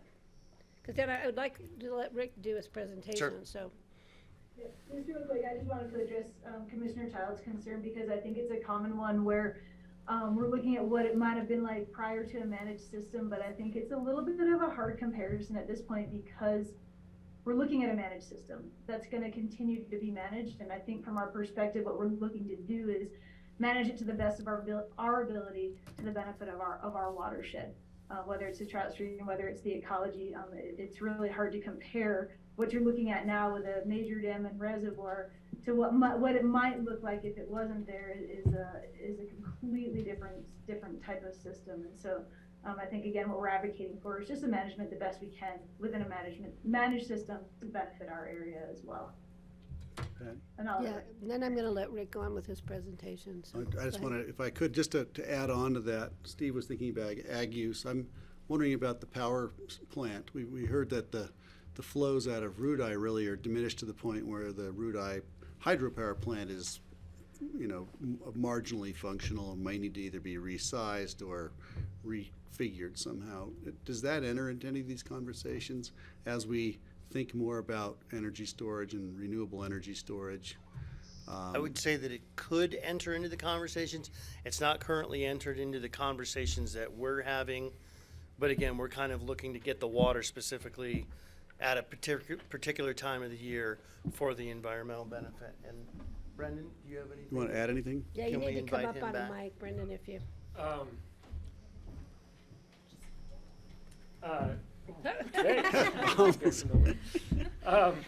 So yes, so the power plant hasn't really come into factor because there's no releases to that power plant. So it's just a run of the river, whatever's released, if they can capture power off of it, then they can do it. However, these winter in-stream flows certainly help. The minimum flows that would be released out of Rudai is 39, to try and get to 39 CFS with a local tributary right underneath the dam. But that's the total there, is 39, and they can't produce power off 39. Now, the goal of this program is to get it up towards 70, so we're between like 65 and 70 around there. And with that, I think they can make power. Right. They have a problem starting the power plant, so if it goes down, they have a hard time starting it back up, but they're still able to make power. So part of this definitely helps with the power plant. It allows them to create power, but it is not part of, there's no one from the power plant helping. Yeah. And this, I think the city of Aspen did help participate with this program and pay for that, so there was some of that. But as far as operations and timing, the power plant hasn't really been a factor. It just seems, so maybe it'll actually produce more power in the winter as a result of this program. Absolutely. Yeah, interesting. I hope that becomes part of the data set on this. And part of that is because there's less water coming into Rudai. The Bureau, upon just their own inquiries, but also from pressure from us as well, is to operate it more conservatively in the winter. Because what was happening was they were releasing a lot more water, like in wetter years, with big projections of snowpack.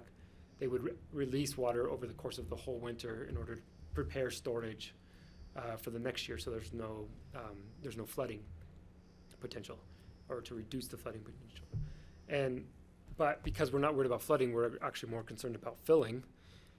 They're running off of minimum operations, which has really lowered those levels down to this 39 CFS and brought about the need for this type of programs. And this program's been going on for the last couple of years.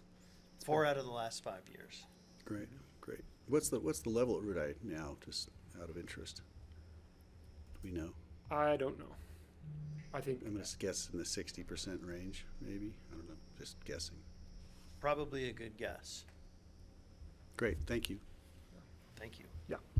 Okay, so this presentation may look familiar. It's the same one Heather delivered back in 2022. It's good background, and then I did add an updated slide at the very end. But give you a little background about Rudai and sort of completed in 1968. It's a West Slope compensation for the Fry Arc project. So remember, it's a reservoir that was built so that the Western Slope could have contractable water to sell and deliver in place of a tunnel going through to Turquoise Reservoir. 3 designated pools, fish water, contract water, and reservoir water. And as we talked about before, we do have contract water coming from the river district. It's not putting anything at risk in terms of additional water.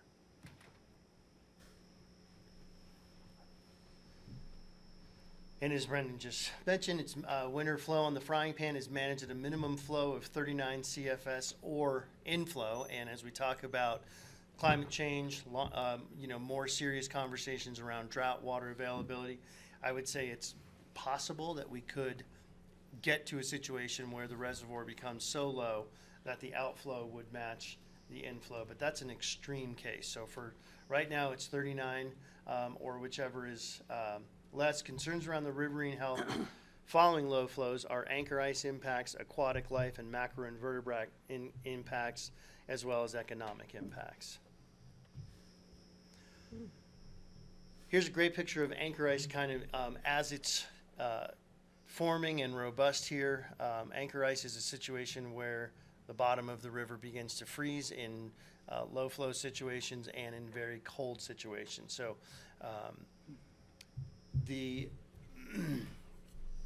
excuse me. Oh, you're in control. I'm sitting here pushing up and down, and I don't understand. Thank you. He's in control. You remember thank that, you. Rick. Don't forget that. That's often the case with Lisa. So I must, because she would never really do it in this setting, I have to credit Heather for really coming up with this idea many years ago. And as we got into our first leasing program, she figured out a way for a little nonprofit based in Basalt to get in touch with the Water Conservation Board and the River District and figure out a way that we could lease water to abate this anchor ice. So in doing a lot of this preparation, we have several studies that we've contracted Bill Miller to do, and in a 2011 study, in a 2006 study, he really helped set kind of our prescription for what we've been working toward, and that flows greater than 70 CFS seem to result in less anchor ice in the upper half of the river than the 39 or 40 CFS. The results of the study suggest that the magnitude of the discharge and air temperature work together to influence anchor ice formation. And it appears that macroinvertebrate diversity and evenness recover in 1 or 2 years after severe anchor ice formation if winter flows remain greater than 70 CFS. Next slide. Lower Frying Pan River and Rudai Reservoir Economic Impact Study of 2015 shows that total expenditures for the year of $3.3 million, and this spending translates to almost $3.8 million in output, 38 jobs, and $2.4 million in value added to the 3-county region. What does that mean, million in output? 3.8 million in output, what does that mean?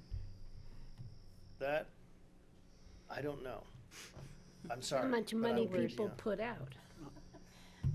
Okay.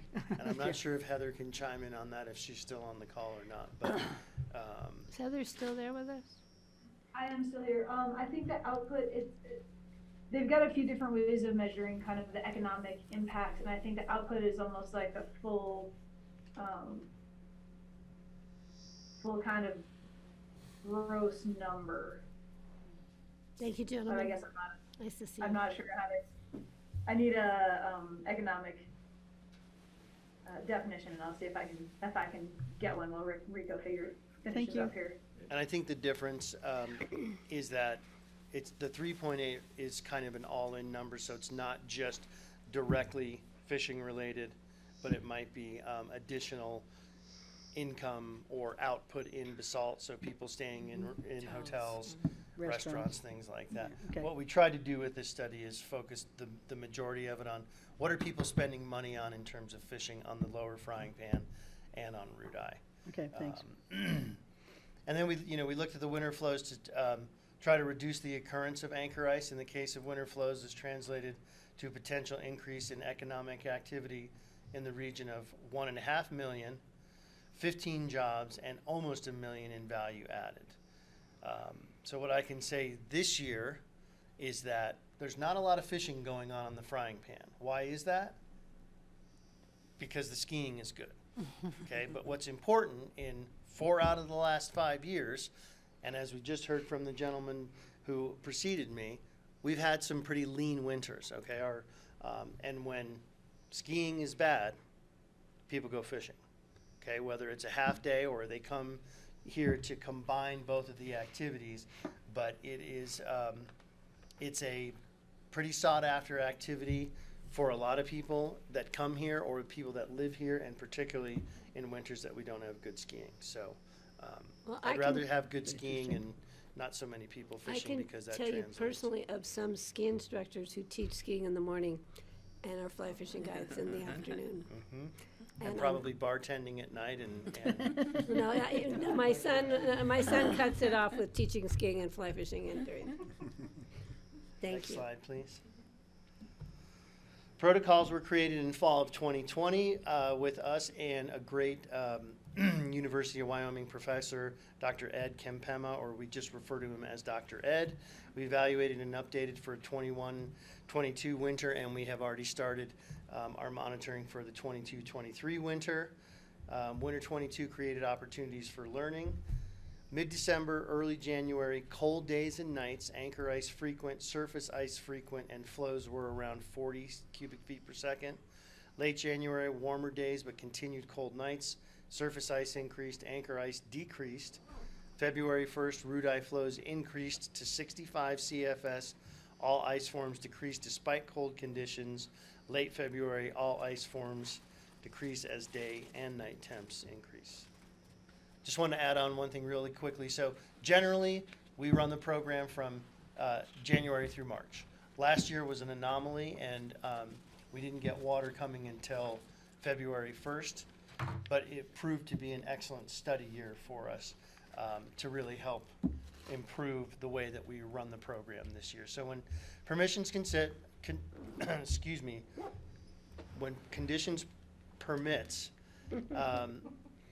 the Bureau manages the root eye water releases with consideration for ecological flow targets in between 70 and 90. So winter of 19 and 20, we did not need to use the program because we had a very good, 19 was the last big year that we had in terms of water. When necessary, water is leased to supplement the minimum inflows, 2019, 21, and 2022. River District leases for $68.50 per acre foot, which is their ag rate as well too. So they're not cutting us a deal, they're not gouging us or anything like that. It's the same that anybody else would pay. This was the first River District environmental lease. Rates are set by their board to be comparable to ag leases and more expensive than other environmental contract water in root eye. I have a question here. Yeah. So in 2019, there was more water coming into root eye. So there was more water going out of root eye? I believe it was that there was more water stored in root eye from the previous summer. So I don't know I don't know what the level was, but let's just say for the discussion, root eye may have been 70% full going into the winter, so it was easier for them to maintain a flow of an outflow of somewhere around 65 to 70 CFS rather than dropping it down to the 39. So normally it's 65, it's over 65 or above, unless we have bad years as we have the last couple of years. Is that what you're saying? We strongly encourage them to run the flows at 65 or above. It really, of course, is at the mercy of the root eye reservoir managers and what they need to do. So, but ideally, yes, if there's enough water stored in the reservoir, we can come to an agreement and keep that flow around 65 or above, then we don't need to initiate any program from there. So this program just makes up the difference between 39 and 65, basically? It does. Okay, thank you. On the previous slide, it says the BLM manages Route I winter releases. It's the Bureau of Reclamation, isn't it? Correct, that's a typo, I'm glad you're Typo. paying attention. I had There noticed might be a that, few and I more thought, in well, there. it must just be a typo. I just wanted to, I Yeah, didn't know when if I the saw it was BLM was coming- involved in that or not, so I Yeah, wanted to it's the just double Bureau, check. so forgive me. When I saw I was coming after lunch, I just wanted to throw a few in there to make sure everybody wasn't nodding. Well, yeah, and just so you know, that bird should be an osprey, not an eagle. I have a feeling As do I, but. that is a beautiful picture. Go ahead, Greg. Question, and this is for the biologists in the room and who aren't necessarily so interested in fishing. And I don't know if Heather's still on it, but I'd love to hear from her also. You know, so I think a naturally flowing stream, which we certainly don't have, and I'm not advocating going back to that, would have variability that probably has shaped the evolution of the macrobiotic species. You know, who are, any of the life forms in that river have evolved with that sort of variability. Are we creating a stasis in any way that might actually lead to an unhealthy situation? Because the river isn't really a natural river anymore. We're supplementing these flows, as Steve points out. Is the variability in the flows enough? Maybe the macroinvertebrates need to have a bad year or two every now and then in order to, you know, become dormant and regenerate or something. I don't know, but I'm wondering, how does this compare to a natural system? And are we so focused on fishing we may actually be worried about the health of the river? I'd love to answer that question. Yeah, please Many do. of you know me as a passionate angler, but first and foremost, I'm a scientist and I run a Great. river organization. So the answer to that question is very much no, because what we are doing is we're reducing the possibility of anchor ice forming. When we run the flow from 39 up to 65, it does not completely eliminate anchor ice all over the river. So we still get anchor ice that's forming in the river. You look at a system like flushing it, yeah. it's not flushing it out. It's not completely free. Quite honestly, what's probably more damaging to the system or possibly changing the system is when we see late summer and early fall flows that get ramped up for irrigation contracts and other things like that. But we have a river that is charged with somewhere between 300 to 350 cubic feet per second, possibly even more water than that at a time of the year that the river is not used to having that flow. So when the macroinvertebrates are in their hatching cycle and things like that, that's the artificial they're probably situation. getting pushed out. That's a more artificial situation, quite honestly, than what we're doing here, because we're still seeing anchor ice forming. It's just reducing the duration and the daytime sort of duration and the possibility for it forming, and it's also helping to have a shorter season on that anchor ice by increasing the flows. But by all means, you can go up there on the next cold day and see anchor ice. Sure. And it will form and it will release when we. So it's a good question. Is the answer satisfying? That's satisfying, and Okay. that the fact that the agricultural leases could be doing more harm in terms of the fishery than. 10-mile reach sometimes. Yeah. So there's again, it's a Volume of managed water is so system. much more. The call and for we're the able 10 to mile turn reach it on makes and a off like a faucet. impact. Yeah. And Yeah. but this is something that benefits, and again, it's really about bugs more than fish, and Right. the fish that we're talking about, we're hoping it's not an angling specific endeavor that we're doing here. It's one thing that certainly helps it. It's kind of like, hopefully we get enough snow up here and whatnot, and that really helps the water supply, but it also helps the economy of the city and the county and whatnot with skiers and tourists and So we've things heard, like yeah. that. And Yeah, so this, great. just Thank you. real quick, Yep. Yeah, go rather than release the anchor ice, it just works to prevent it. We always see these iceberg flows with beavers on them going down the river. So we want to make sure we're not putting at risk the public who might be using the river to fish that day, and we have a release of anchor ice. It's more a matter of keeping it from really forming in those high amounts. It is, and can we take a little bit of a deep dive to the bottom of the stream for a second so I can clarify a few things for So anchor Yes, ice, please. anchor ice forms at 31.3 degrees Fahrenheit, and we know that 32 is freezing. That doesn't mean that every time it hits 31.3, it is going to, that anchor ice is going to be created. But when we have these extreme cold nights, we have a shallow riffle area where the water is very turbulent, and that continues to push that super cooled air down to the bottom of the stream. The rocks on the bottom of the stream slow the flow down. So it's slower on the bottom than it is on the top, and each rock starts to get encased in almost like a slushy gel before it really hardens and forms there. When we, this gets back to the February releases last year, so we had cold conditions going right into the release. The release came, and that very week my team was out monitoring it, and again at the exact same temperature, 31.3, with the increase in flow, the anchor ice was not as prevalent, and in some areas it was completely moved away. So if you've ever seen moving water flow over ice, it will erode, for lack of a better term. It won't necessarily melt it, but it will erode that ice. Every time you see the river looking like a Slurpee, that's what we call frazzle ice, and that is that anchor ice as it detaches. Interesting. 1/100th of a degree increase, and that anchor ice detaches and starts to flow. Okay, so that's sort of the life cycle of anchor ice. And as we get better, even if it's very, very cold, we get good sunlight penetration getting into the river, it will be enough to start to break up that anchor ice. But we don't look at the danger to people along the river that we would with ice dams. Exactly. So an ice jam release, and just so Ice you know jam. that we have worked very closely with Valerie and Pickens We County. love it. I love it when I get those. Along with the National Weather Service and whatnot. So this phenomenon has been happening for a long time. 5 or 6 years ago, I had a feeling it was going to happen. I told the staff, we all got excited about it. And then all of a sudden the world changed with these ice jam releases. And so we did about 20 years ago, there was an angler death in Basalt. And it happened, I believe, on Christmas Day. And as we saw more prevalence of these events happening primarily on the Roaring Fork, that's when, and that's basically a situation where surface ice, anchor ice, all the ice starts to loosen up a little bit, and then it stops. And then it starts damming up behind.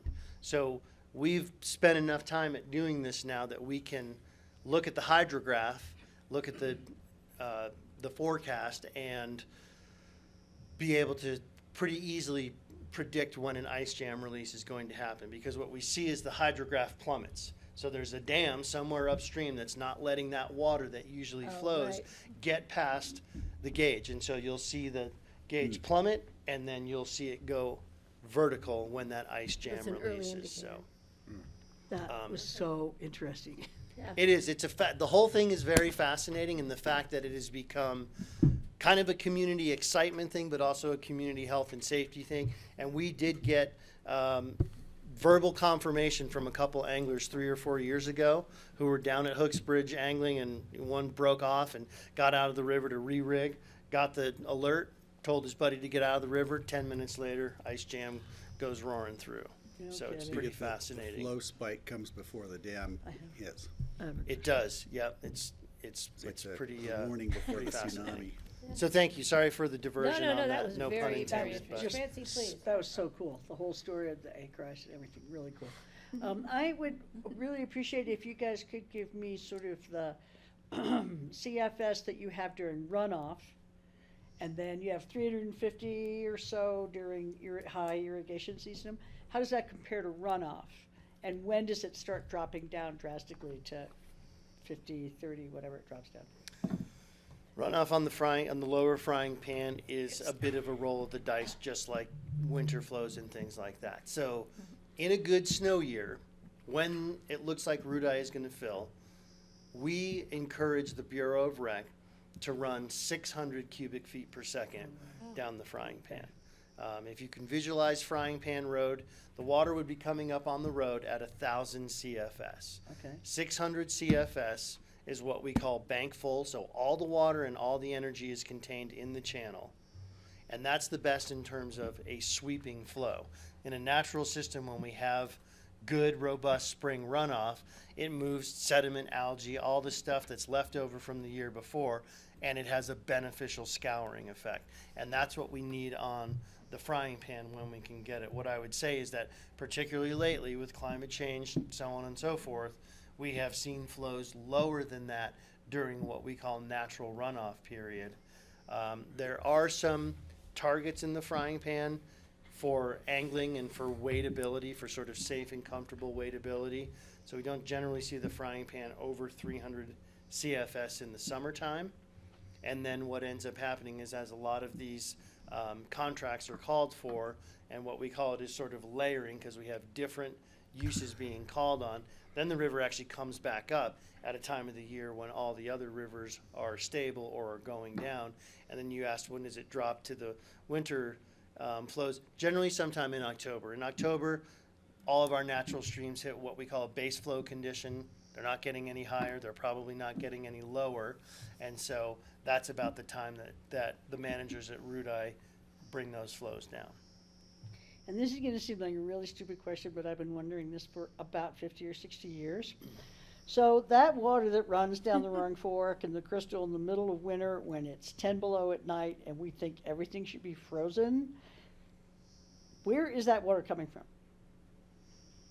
Is it coming from underneath the snowpack? Is it melting underneath the snowpack, or is it springs, or what is that water? I would say it's just, this is kind of a novice answer, so forgive me, but I would call it the native water that's in the stream. And what we see is basically there's water that's a river or a stream is not just contained into what we see as the banks and the substrate or the bottom. So there's a lot of water flowing underneath and out there, and there's always going to be some level of native water in that stream. What we see in the cold conditions is that a lot of it gets used up or locked up in ice, particularly in the edge ice of the river, sometimes in the anchor ice. And as soon as we get a warm up, we see not only the river sort of clear and free itself from ice, but you can see the hydrograph come back up to a point. But if we followed the river up to the headwaters, that water is just running all the time, even though it's 10 I below would zero? assume so, yes. I haven't been and pinpointed any of those, but it's probably at that point groundwater, exactly. Springs coming out to start the system. So the top of the Roaring Fork, because I asked the same question the other day to someone. It's Fiji because water. I was driving So up that there. is really, and so when you say runoff, you're sort of saying it with quotes. That's because it's not really runoff from the creeks and stuff above. It's really dam releases in the frying pan. Correct. Okay. Correct. But I use that to answer your question because I use it as a time of year where all Right, sort no, I of understand. conditioned, right, Yeah. to spring runoff and the melt of snow and whatnot. And so the frying pan entertains water levels from 39 CFS to 600 CFS. That is really amazing. Like what you were saying about how disruptive is that, or is that normal, or that's pretty amazing. It's probably normal though. I mean, that's what the other rivers do, right? So, okay, great. Thank you so Greg, much. did you have something you wanted to pitch in? No, I'm Heather, good. did you Thank have you. That was something? great. Are you good? Heather, you're good? Yeah, I'm good. I think the one thing I just wanted to throw back to Commissioner Pochman's comment about are we actually hurting or messing with things a little bit. The studies that we've done back in 2006 show that this water actually benefits macroinvertebrate populations. If you can keep the water at 60 to 70 CFS, it doesn't only benefit them now, but it helps macroinvertebrate populations recover from previous years of stress. And I just think that that's worth thinking about when we're doing this, even if we do see anchor ice in these years, that 60 to 70 CFS helps recovery from previous stressful years. Thank you. Just to get us back on track, because I think our bigger discussion is coming up about dollars and cents, so, and we're gonna be Thanks, Heather. getting close on time. Yep, so we are looking to expand local partnerships that aligns with the Healthy Rivers goals to improve quantity and quality, protect water for the watershed, and augment stream flows. Next slide, please.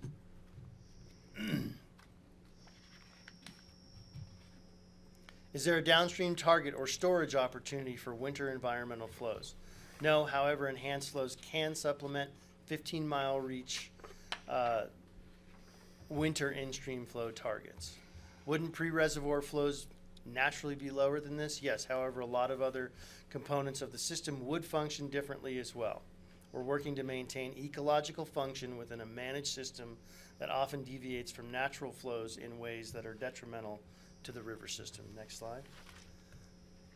And so here we are with the closest up-to-date information that I could get for everyone. And as you look at 2021 winter, first anchor ice observation was December 3rd. You can see the number of days based on a percentage, number of survey events, and average overall coverage. It's all interesting information. The big deal is that we were able to start the program earlier this year. So the reason I'm here today is to ask for funding, to help support this program. Historically, we've been able to start the program on maybe December 29th or 30th or January 2nd, whenever we could get someone up to start it. But based on the water year and the contract year and the calendar year, everything had to start from January. This year we were able to pull in a partner in the Colorado Water Trust with funding and with water. We also did pretty significant fundraising efforts. We did get money from the River District's Community Funding Partnership. Roaring Fork Conservancy put skin in the game.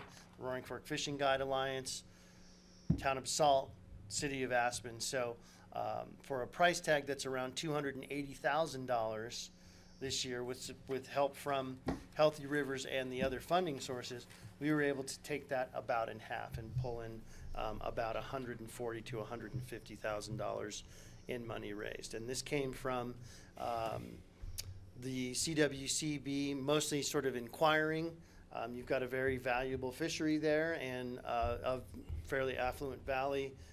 Can you help raise some money to deflect this? And so it's not an ask that we're making only of this group, but we have asked and received fund from other groups in an effort to hopefully defer some of the costs. It's an expensive endeavor, but it seems to be a perfect endeavor, particularly for Healthy Rivers. I had some good press last week, and one thing I said is, it's the key ingredient to a river. What could be better in terms of river conservation and river health than adding more water in a situation like this? So it's an exciting program from where we sit. I think that the Healthy Rivers Board was very much in favor, unanimous in favor, and I've talked to Lisa quite a bit about it, up to date as well too. So it's a program we're excited about. We hope that you're excited about it, and then that you feel that the funding is appropriate if you decide to fund it. So our Healthy Rivers and Stream Board did $50,000 for 1 year. Correct. I technically, just because we're moving forward, and I'm not the water person who sits on this board, but it's my understanding it's the Colorado River District that got the ballot question, right, and the monies. I think we should be asking them to give us a grant, give us money to put towards this, because Pickett County puts in a fair share of money because of our property values. And I think it's appropriate that maybe that money was supposed to be spread throughout the district, and maybe this is a perfect opportunity. So I think that's something we might want to look at in this coming year when we look at funding for the following years. To see Pickett County putting in $50,000, and I don't know what kind of ownership we really have with RUDI as far as direct, like the City of Aspen does or other organizations, but I think it's definitely something we need to move forward on. I just think we need to figure out a better avenues in which to fund it. Kelly, and then Francie, and then. Can you help me? So is all of this water is being purchased from the River District? Is that correct? At their ag rate, which I think on one of your slides you said is higher than some other environmental use rates. Is that correct? Do we have any insight as to why they applied the ag rate and not the environmental use rate? Since it's not going to ag? Yeah. I don't know why, to be honest with you. Heather. Wait, Heather. It's not a higher rate than other river district money. It's actually the lowest rate that the river district leases their water at. Other contract water is less expensive out of RUDI. However, their contracts don't cover any sort of winter flows. And so we've been working in partnership with the RUDI Water and Power Authority to look at some of these contracts of additional water contract holders in Rudai Reservoir to see if there are other options, contracts that might be modified to allow for winter flow releases at perhaps a lower rate. At this time, this is the only water available at this time, and this is the rate set by the River District. And again, their ag rate is lower than their industrial rate, and that's the same. That's what they decided to use for their environmental rate as well. And I think that's why, I mean, this is a lot of the reason why some of the board members decided to ponder this a little further and back off. The help from the Healthy Rivers and Stream Board, and sort of, you know, back off on their 5-year commitment, that proposal, just so that they could think about this a little bit more, commit to this year, and then revisit these things, just like Heather's saying, you know, is a goal overall anyway. So I think that's part of it. I just think that spreading some of the monies that have been collected after the ballot question might be an opportunity to show their thankfulness to Pickens County for raising so much money. Or neutralize, like whatever that amount is that we're paying to buy the water is what they're offsetting through their contribution or something. Another way of putting it, yes. Yeah. Francie, please. So the money, the 280,000 or $250,000, whatever it is, that's for leasing the water from the water district? Yes. That's the only costs involved? Yes. I see. Okay, I just have to say I'm a little, it was a very compelling presentation, and I certainly believe all your facts.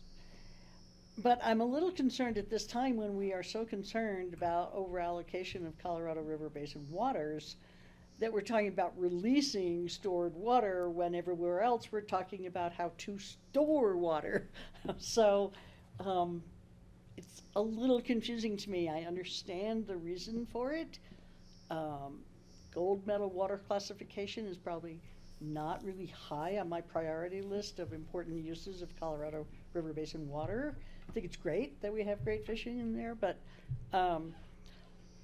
so I'm concerned and a little confused that we're talking about this at this particular time in the Colorado River conversation. But you said the only way we get the water is it's just sitting there.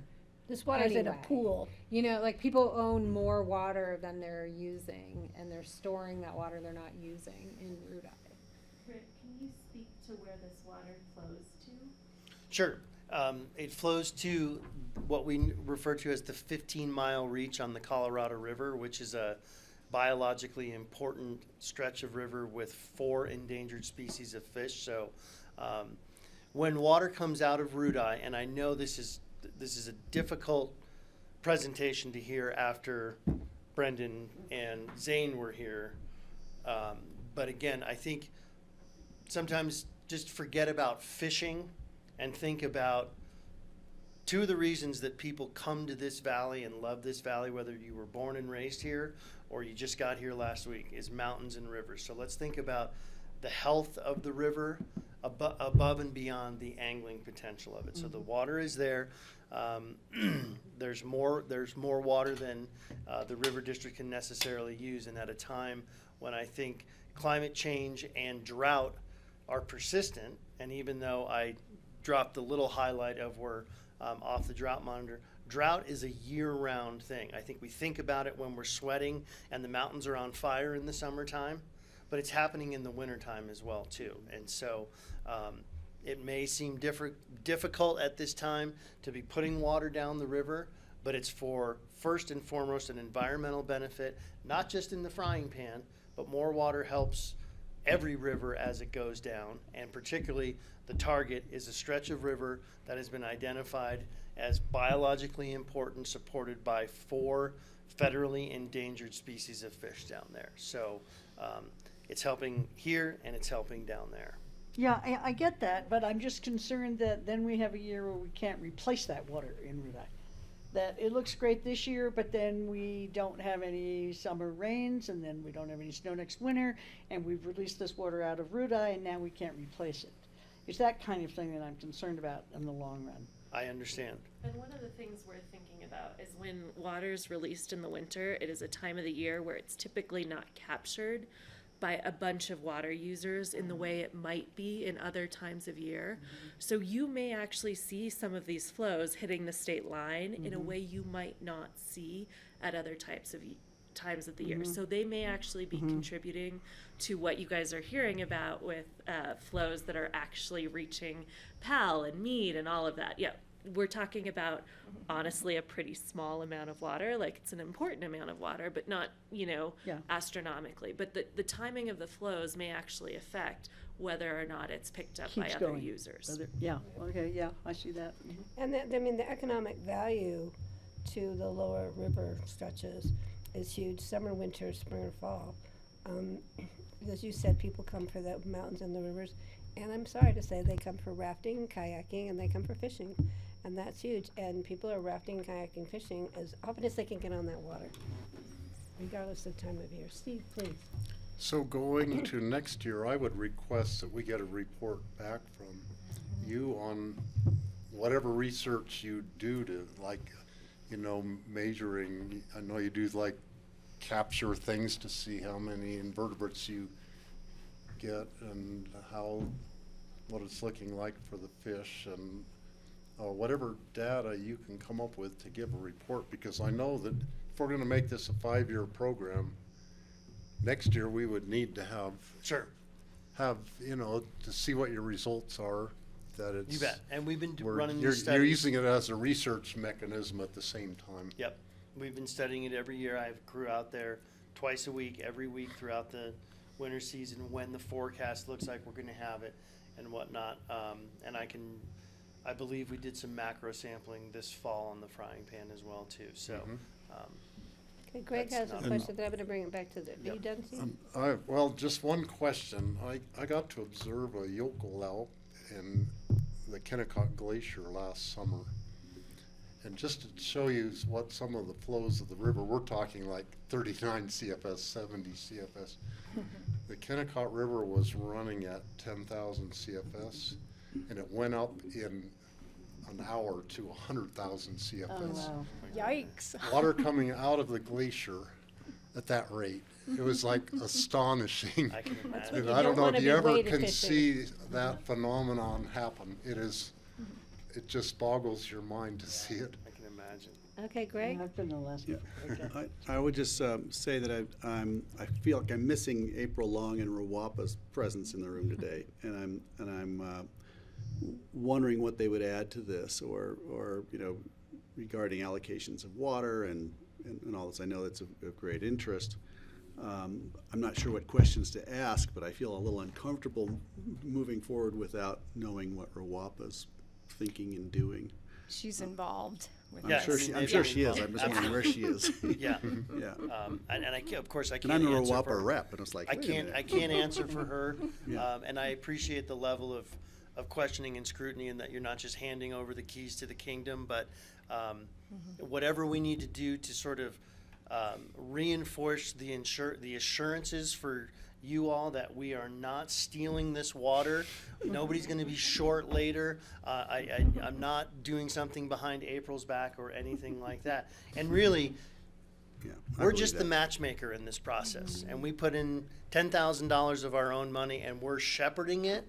But it's a collective watershed. There's a lot of different partners in it, and it's really about the CWCB and the River District making it happen. Heather thought it would be a great idea and a solution, and it has been, and we've been able to run it 4 out of the last 5 years, and this is the first year we're trying to defer some of the price. I don't know if we can match what we did this year, next year. I don't know if water's going to be available, but I'm just trying to strike while the iron is hot, or should I say while the river is cold right now and we have the available water to let it go. I'm happy to reach out to April and have her follow up with you or whatnot, but she's been party to the conversations, and nobody has thrown up any red flags around this program. I think one of the reasons you maybe have not heard from April on this is because Rawapa doesn't have money, and you're hearing Right. about those who are participating that have money. Got So, speaking of the money, I know, Francie, you have a thing here, but we do need to, if we move this forward, I really do want us to look at a fairness issue as far as who's putting in what for the next year, especially with the Colorado River District. Again, as we said, we need to see some equity there. which is leading us to our next discussion. That was not quite a segue, but we're getting there, Francie. So the Pickens County voters support healthy rivers and streams, correct? It's a sales tax. Yeah. And so the Pickens County voters are already supporting this project to the tune of 50,000, so you said? If the board were to approve it. If you approve. Mhm. And then we'd be asking them to do it again. And so I agree there's an equity issue here that, did you say Eagle County is involved? No. Yes, Eagle County is involved. I Oh. did not say it earlier, but Eagle County is also. They're not listed on my pending or my current. Okay. I mean, as I say, it's very compelling, but that would be another one of my issues that we're being asked to pay twice. Not me, but I mean, I am a taxpayer, but you know. Sure. Yeah, and honestly, if you're in the city of Aspen, you might be captured 3 times, right? Like, Yeah. if the city of Aspen is a contributor, and you're within Pitkin County, and you're also And within the river River district. Mhm. It's an interesting question, Francie. It is.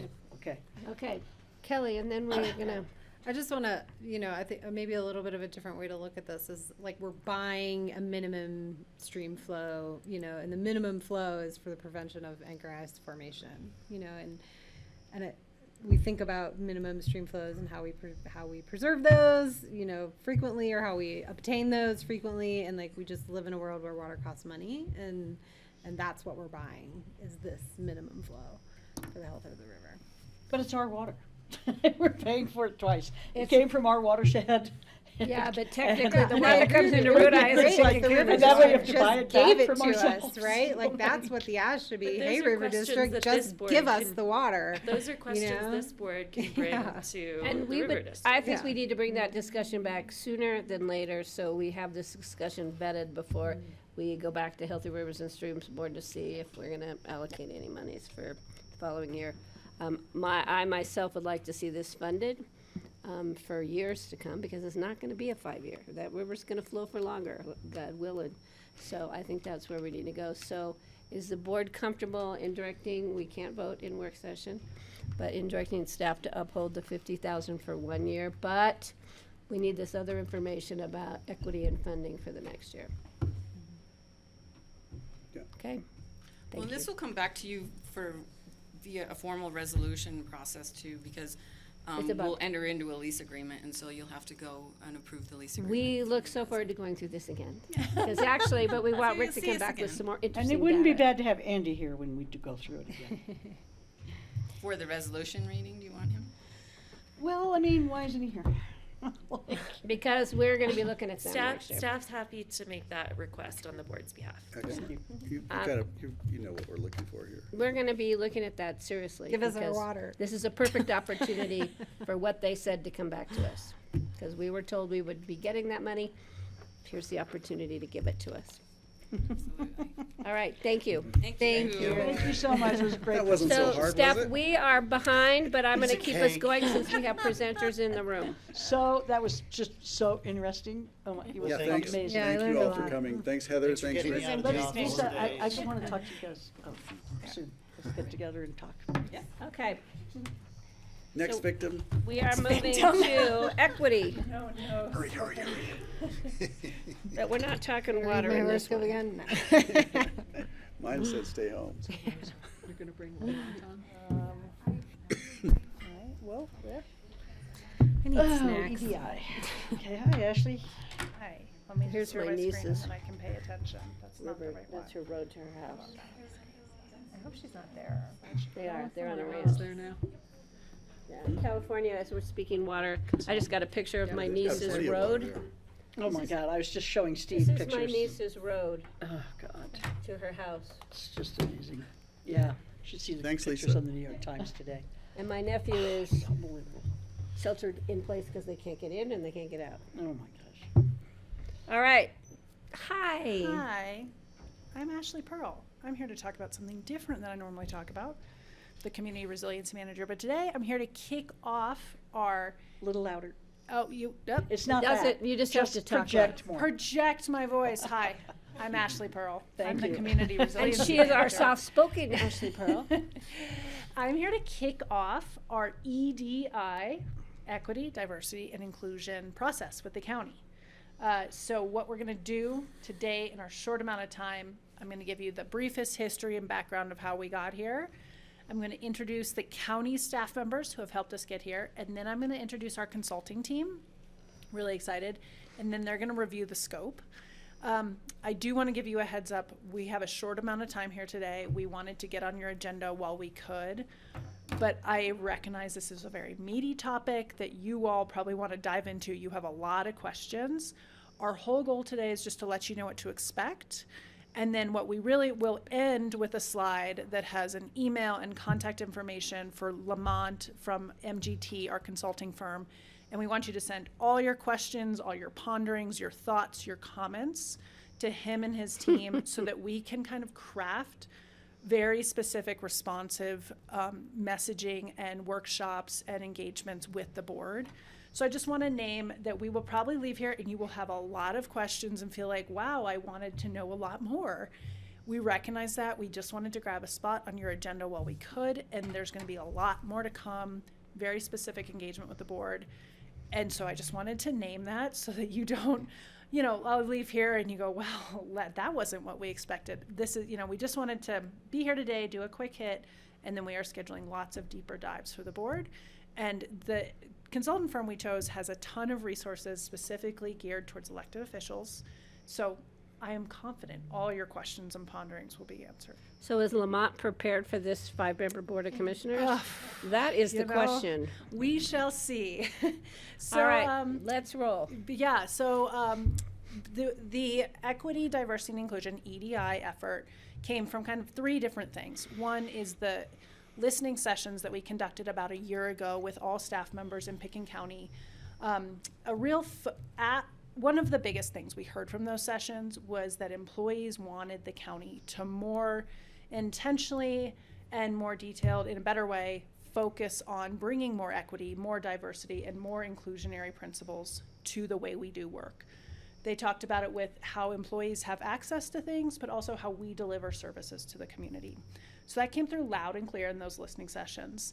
Secondly, I think we've all been in this world long enough a little bit now that we know it's a best practice for service-oriented organizations, especially local governments, to be considering how we are best serving our community and how we are making an inclusive, safe environment for our employees.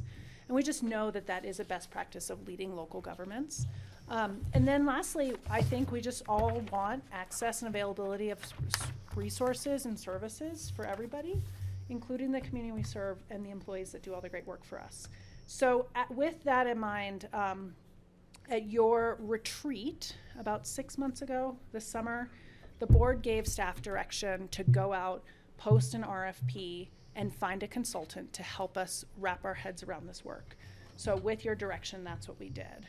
So what we did is we formed what we called the RFP creation team, RFP requests for proposals, right? With a bunch of county staff members. We put out an email to all of the county and invited anybody who wanted to volunteer for this team to volunteer.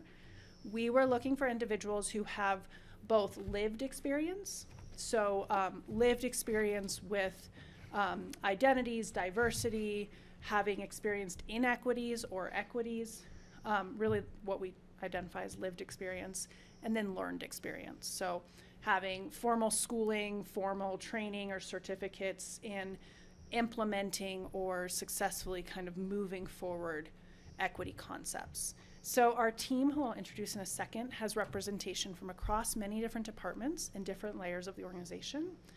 And then once we got that team together, we wrote a scope of work. It's a 2-phase scope of work. So the first part, we really wanted to just do an assessment. What are we doing well? What could we be doing more of? What could we be doing less of?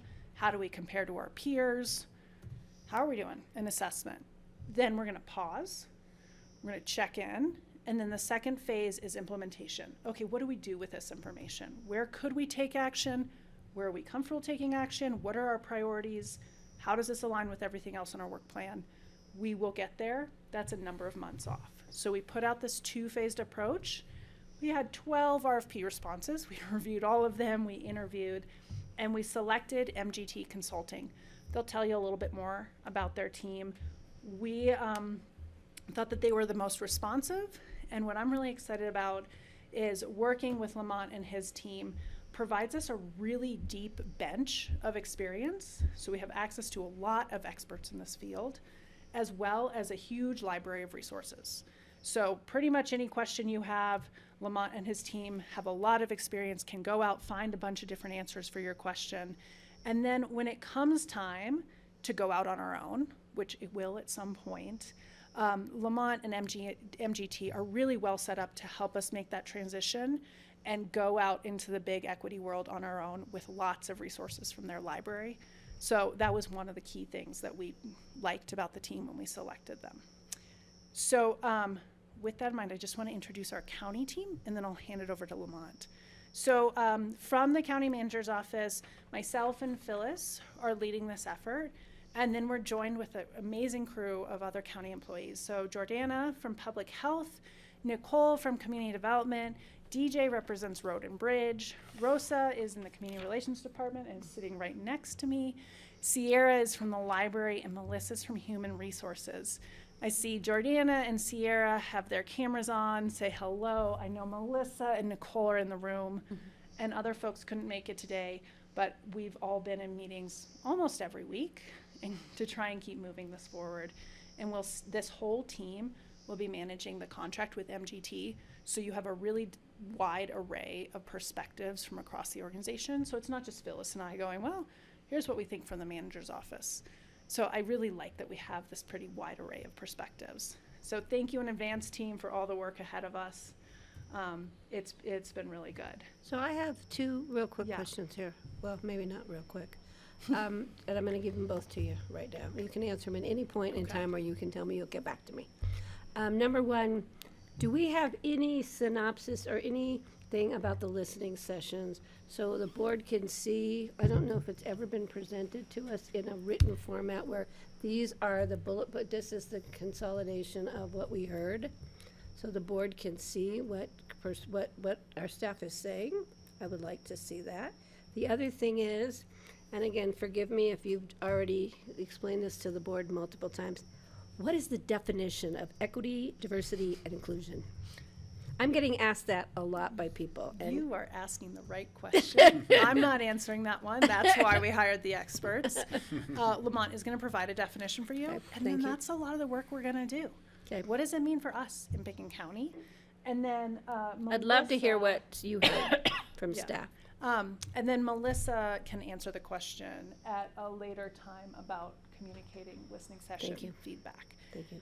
I'm going to So Lamont, I segued right into you apparently. Yes. So please give us a little history about yourself and welcome. Absolutely, thank you. Give me a second to share my screen. I'll start by saying thank you for having me. It's a pleasure to get to see you all today. Unfortunately, you don't get my beautiful normal background of my home. I am actually in Shaker Heights, Ohio, having just completed an entire equity assessment and action plan for the city. But back to you all, thank you. Quickly go over myself, the team, and our approach. My name is Lamont Brown. I am the Vice President of BI Solution for MGT, which is a national public sector consulting firm. We have more than 400 consultants across the country, several of whom are on the DEI team. I'm joined for this project by Juan, David, and Jamie, who are all DEI experts, bringing a wealth of experience, doing quantitative analysis, qualitative analysis, HR policy and practice assessment, stakeholder engagement, as well as developing a list of best practices and helping create our final report for our clients.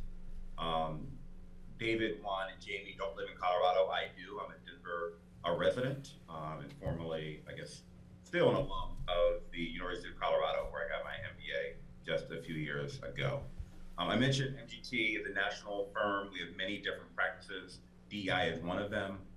We completed a DEI assessment and action plan for Arapahoe County. We're currently undergoing an assessment for the city of Arvada as well. We've had other clients as well in the city of Denver and some school districts as well. And so, to answer the question that was asked, what is EDI? Let me start by saying that there are many different acronyms that you will see. The most popular is DEI, which stands for Diversity, Equity, and Inclusion. You may also see DEIB, the B standing for belonging. If you ever see a J, such as in JEDI, JEDI, that is for justice. One of our statements is that it doesn't really matter which acronym you use. It really is a matter of any organization who's focusing on the experience of every employee and or stakeholder. For a lot of municipalities, it's not just their employees, but also their residents, and the extent to which every person feels like they can bring their authentic selves to the workplace, or in terms of how they're treated by the organization, and feel valued, feel respected, and feel like they belong. I have two images that kind of share a quick summation of what it means. The image you see in front of you, the top, you can see the idea of equality is that everyone gets the same thing. And for those who have students or kids who are in school, you know they all have different learning styles, different needs. And so equality is not always ideal. This is very different than equity, which you see in the bottom, which is the idea that everyone gets what they need in order to be successful. So the different size and shape of bike allows all four individuals, regardless of their ability level or their height, to effectively ride the bike in this example. I have a second image, and this really distinguishes not just between equity and equality, but also justice and inclusion. If you think of a barrier that prevents people from seeing a field being the reality for a lot of individuals, removing that barrier is an example of justice. And so the image on the right is about inclusion. Who has a stake in the game, who has a voice, whose values and perspectives are being included in the decision-making process. And so at a very, very high level, you can imagine there are hours and hours of training that this entails.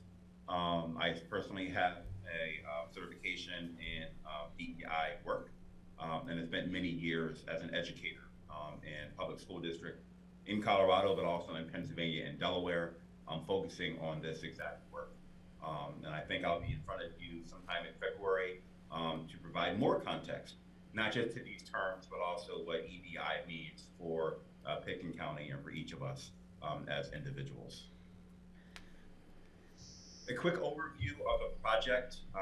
As was mentioned before, there are two major phases. The first phase will be, there's two really different aspects.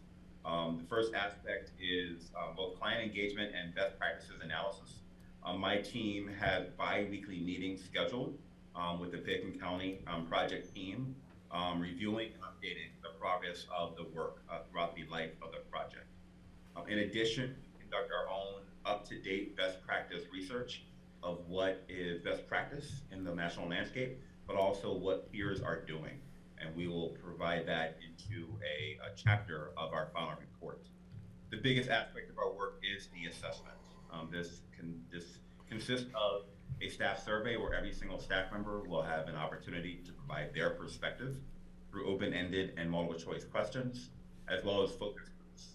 My team will lead either in-person and or remote focus groups with staff members, leadership, and sometimes middle management to get a gauge of the lived experience and what the culture is for any particular employee in the organization. That will all be compiled in a final report that will be presented to leadership and perhaps to you all as well. That'll be inclusive of a set of recommendations that we will make. Those recommendations will be presented to a team that has not yet been assembled, but a team of individuals who will work on creating the EDI action plan, which is phase 3. And so that includes the development of a plan, which outlines the steps and action items that are necessary to ensure the successful ongoing work of the organization, to ensure its EDI culture for every single current and future staff member. And then the fourth phase is the education and training plan. We will use the assessment as well as feedback from staff to identify specific training needs, determine the ideal participants and approach to that training, and then provide that training as well to staff. It could be to you all as elected officials. And sometimes we often offer executive coaching as well for those who would benefit from it at the leadership level.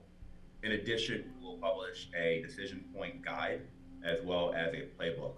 The decision point guide is a short document that is basically a set of questions to push folks to have a sense of how equity is being impacted by policy and other decisions. And so those will be resources at everyone's disposal upon completion. Few next steps to review the staff survey that I mentioned is scheduled to launch Tuesday, January 17th. It'll be open for about 2 weeks. There'll be several different communications to staff to encourage their participation. We normally see about 50 to 80% participation of staff. We certainly hope to be in the high end for the Pickens County staff. We will also facilitate focus groups, as I mentioned, starting this month, including perhaps next month. And if we have the results of both of those and ready for your board retreat in February, then we'll be on hand, perhaps either in person or remotely, to provide some ongoing training as a addition to what I discussed today. Provide preliminary analysis overview of the results of the survey as well as a focus group, and then just give you all an update as to where we are in the project at that point and what is coming next. And so at a high level, that is the project. That is what you can expect over the next several months. We do expect this to conclude around July or August. It can certainly go faster based on just the ongoing work with the staff. We're about a month in. It's been fantastic working with the project team, and we're really, really excited to dive in even further, speak to staff members, elevate their voice, and as I heard earlier today, the desire to hear those results. We'll be happy to share those in a really digestible format, so everyone understands the perspective of the staff. We understand what the themes are and can start building out a plan to address the things that are going well, how we accelerate those, as well as identify the things that aren't so well and how we can bridge the gap between the current state and the desired state for the county. So at this point, I'm happy to answer any questions. About the survey results, do we have any information going back to when we first started listening?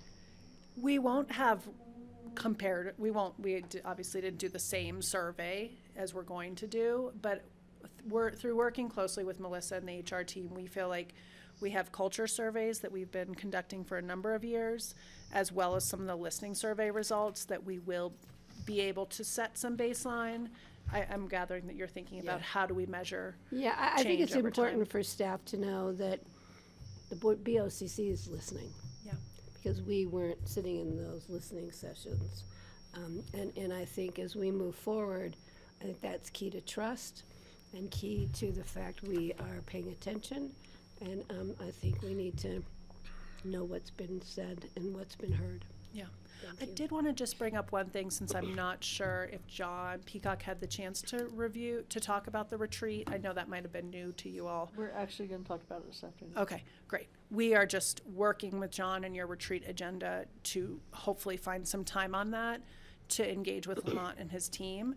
If that doesn't work out, we will schedule another time with the board in a specific setting. It probably wouldn't be a work session, to get your questions answered, and you can really engage with Lamont and MGT on all the things that we hope you will send to these email addresses that are up on the screen. Kelly.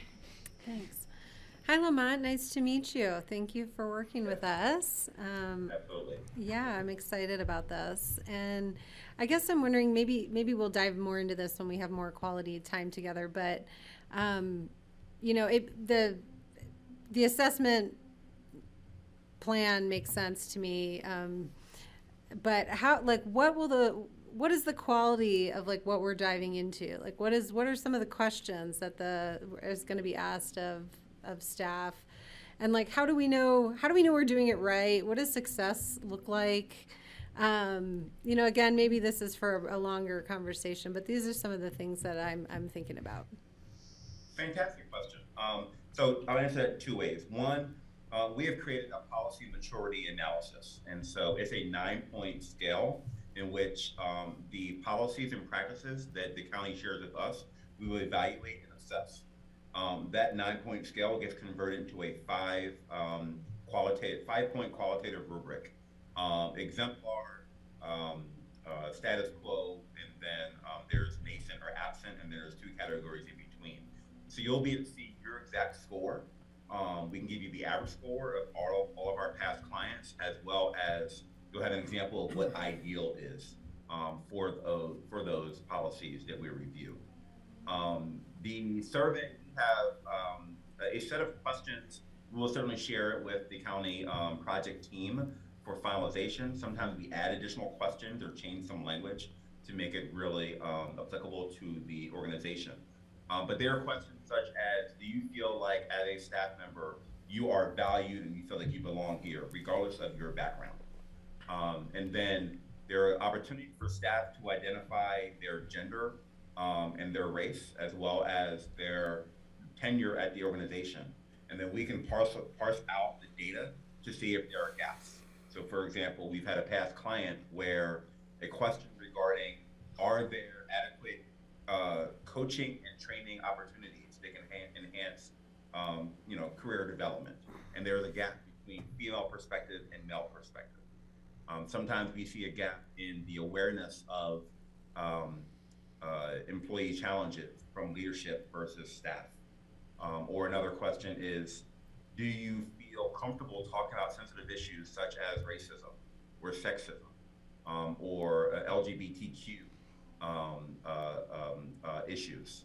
And sometimes we can see that there's a difference between members of the Black community versus members of the white community with regard to how to answer that question. And so those are the types of questions that we will ask. We're able to parse it out by race, gender, and some other demographic items, and give you a summary of the employee perspective and what those differences are based on demographic identifier markers.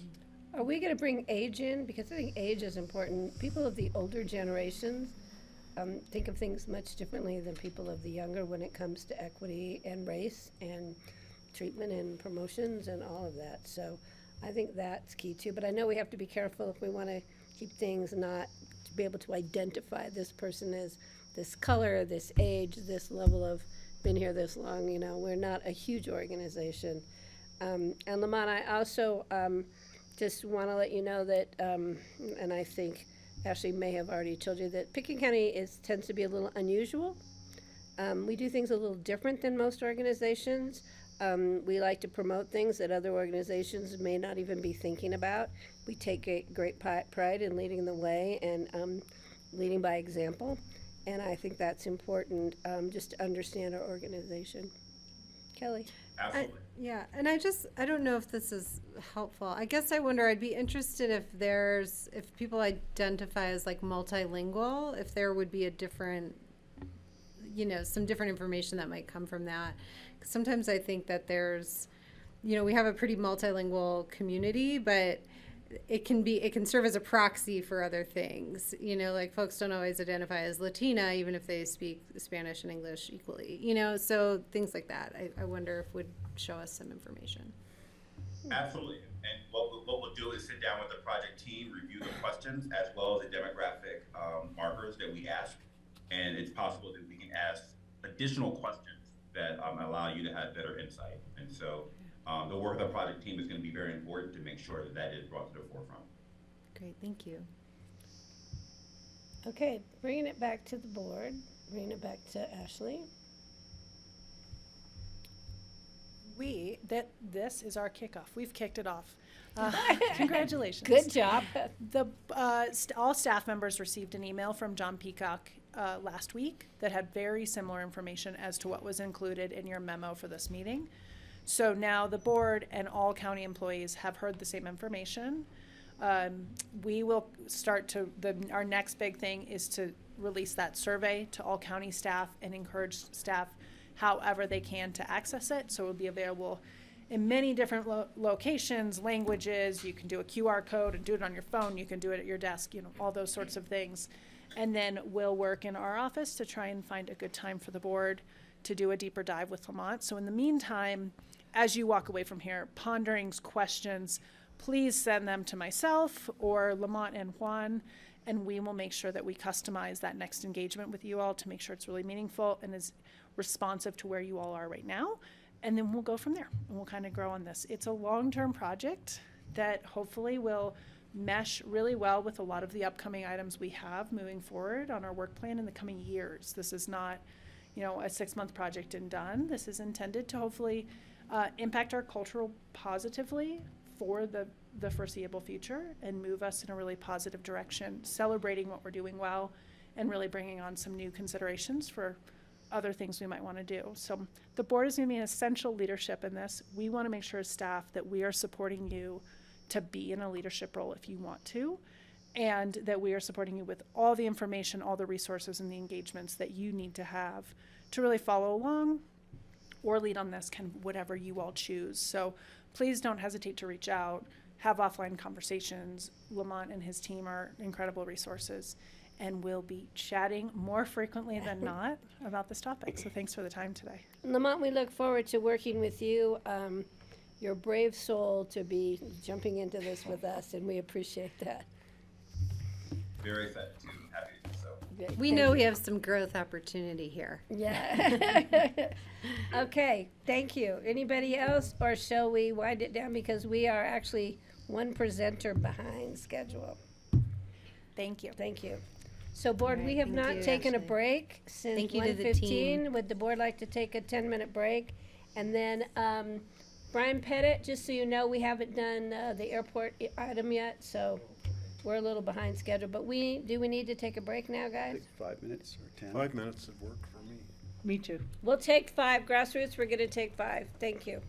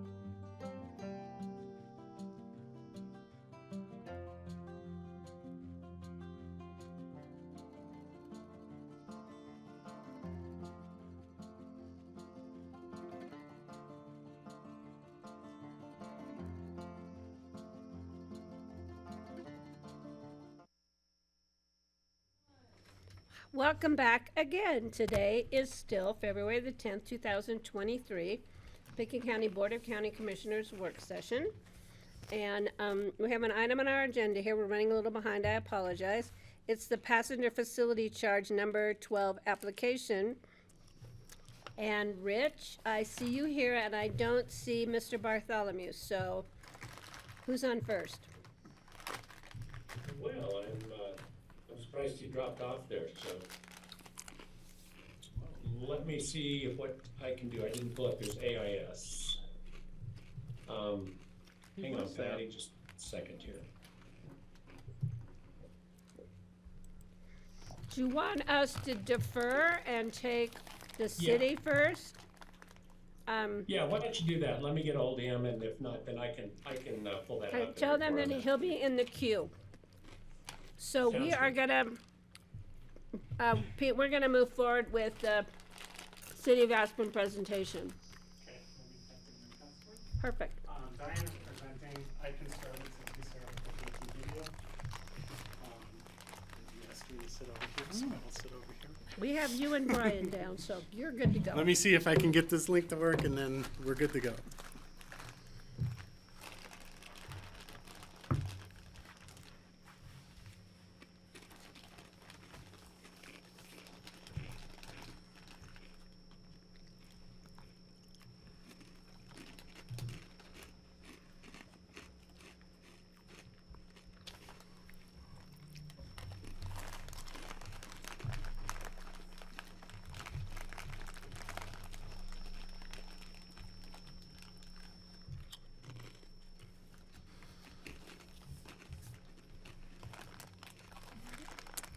Should be loading, I think. Do you want to see if we can facilitate this? Oh, Dan, we just bumped you. Oh, who's down in? It's okay. Diane's not here, so. No, you're here. Just go. Okay. Pete, so let's just get Pete set up. It's gonna take us longer to keep flexing people back and forth. The passcode. Dancing's only 15 minutes. He's Oh. gonna wait an hour. So you know what, while you're doing that, Dan, come up. Kelly's right. You're 15 minutes, and yes, we're gonna go ahead and move that direction, so. I shortened your 15. It's not a problem. I thought One I of saw the- you here. I was like, One of those what days. crazy was today? Pete, you keep moving in your direction. We're gonna be done with Dan in no time. Okay. I'm in, yeah. So I'm here to discuss the application for passenger facility charge number 12 with the airport. Just to give you a little background, passenger facility charges are really a fee that is applied to most airline tickets in the United States. The Aspen Airport's been approved for $4.50 per ticket fee that gets applied to every passenger unless they're a non-rev passenger. What that does is it goes into a bank, basically, that the airline holds, and we can use that for certain projects at the airport. Usually we try to reserve these for projects that either are not grant eligible for some reason or another, but they're FAA eligible projects. If we want to save certain grant funds that we may have stored up for other projects that are more germane to grant funding, they don't require us to pay the 10% local match for projects. And they also don't require us to go through the same solicitation process that we do with an actual FAA grant funding. So for buying things like equipment and things like that, it's a much easier process, and we have greater selection possibilities.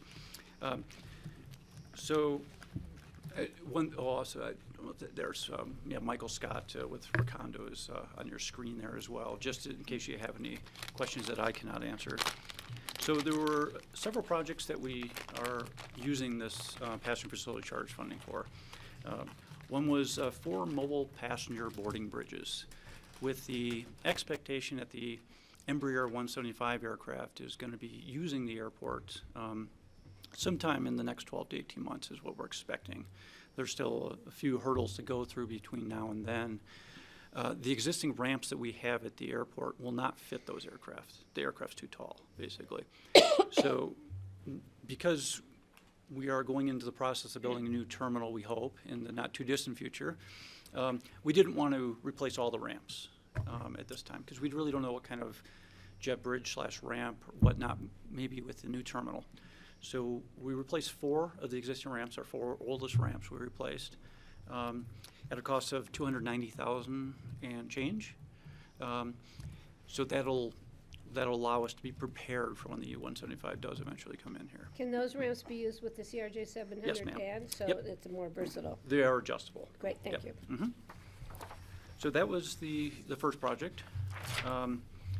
The second project is snow removal equipment. We are required, through our snow removal agreement with the FAA, we are required to clear snow at the airport within a certain period of time to a condition which they call no worse than wet. It's basically for safety, for traction, for the aircraft on the runway and the taxiways and the aprons. We have 2 pieces of equipment that have far exceeded their useful lives. One was, I believe, purchased in 2006, one was in 2004. So we're replacing those in kind. One is a blower, basically a very large snow blower, and then one is a very large sweeper broom for the runways and apron areas. Those are at a cost of $1.726 million and change. And along with the E-175, the landing gear, of course, with a different aircraft is in a different location. Our apron is made of asphalt. And if those aircraft sit on the location on the asphalt, they'll start to sink in. Because the landing gear location is different with the CRJ and the E-175, we had to make some modifications to a couple of the aircraft parking positions, basically cutting out some asphalt, putting in some Portland concrete there. You'll see on the AIS that we said we replaced concrete in 5 locations, but we only replaced 4 jet bridges.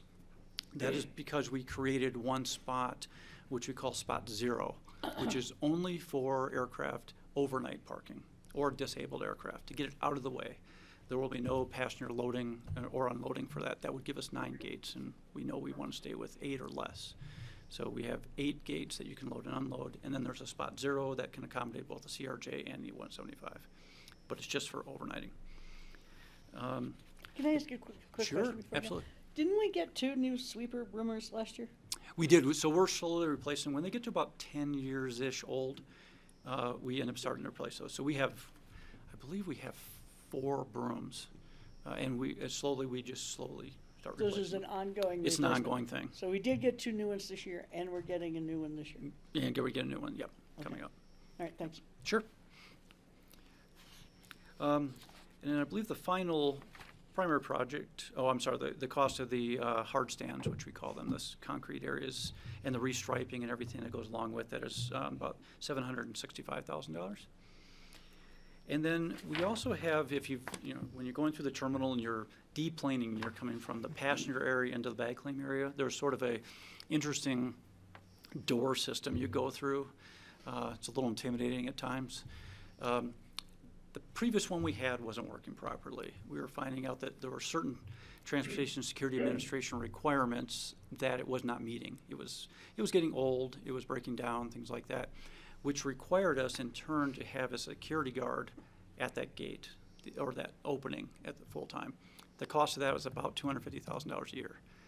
So we decided for I believe it was 140 some thousand. If I'm not, 145, 591. Yep, we were able to replace that unit. A security guard makes $250,000? Well, by the time you have, it's multiple security guards having to be there from the entire time we're open, from before 7 in the morning. Anytime that Days a TSA week. area is open, somebody has to be there. So it's quite a stretch. So you're talking probably 3 people a day, I see. 365 days a year. So it definitely adds up. So we replaced that door. We're still tweaking some things to get it working properly, and then we can extricate that extra security. Been stuck in it before. Oh. Way back. Help me. So, and then the final item here is about $44,000 for consulting services from Recondo to help us with this process. There's a number of things that we go through.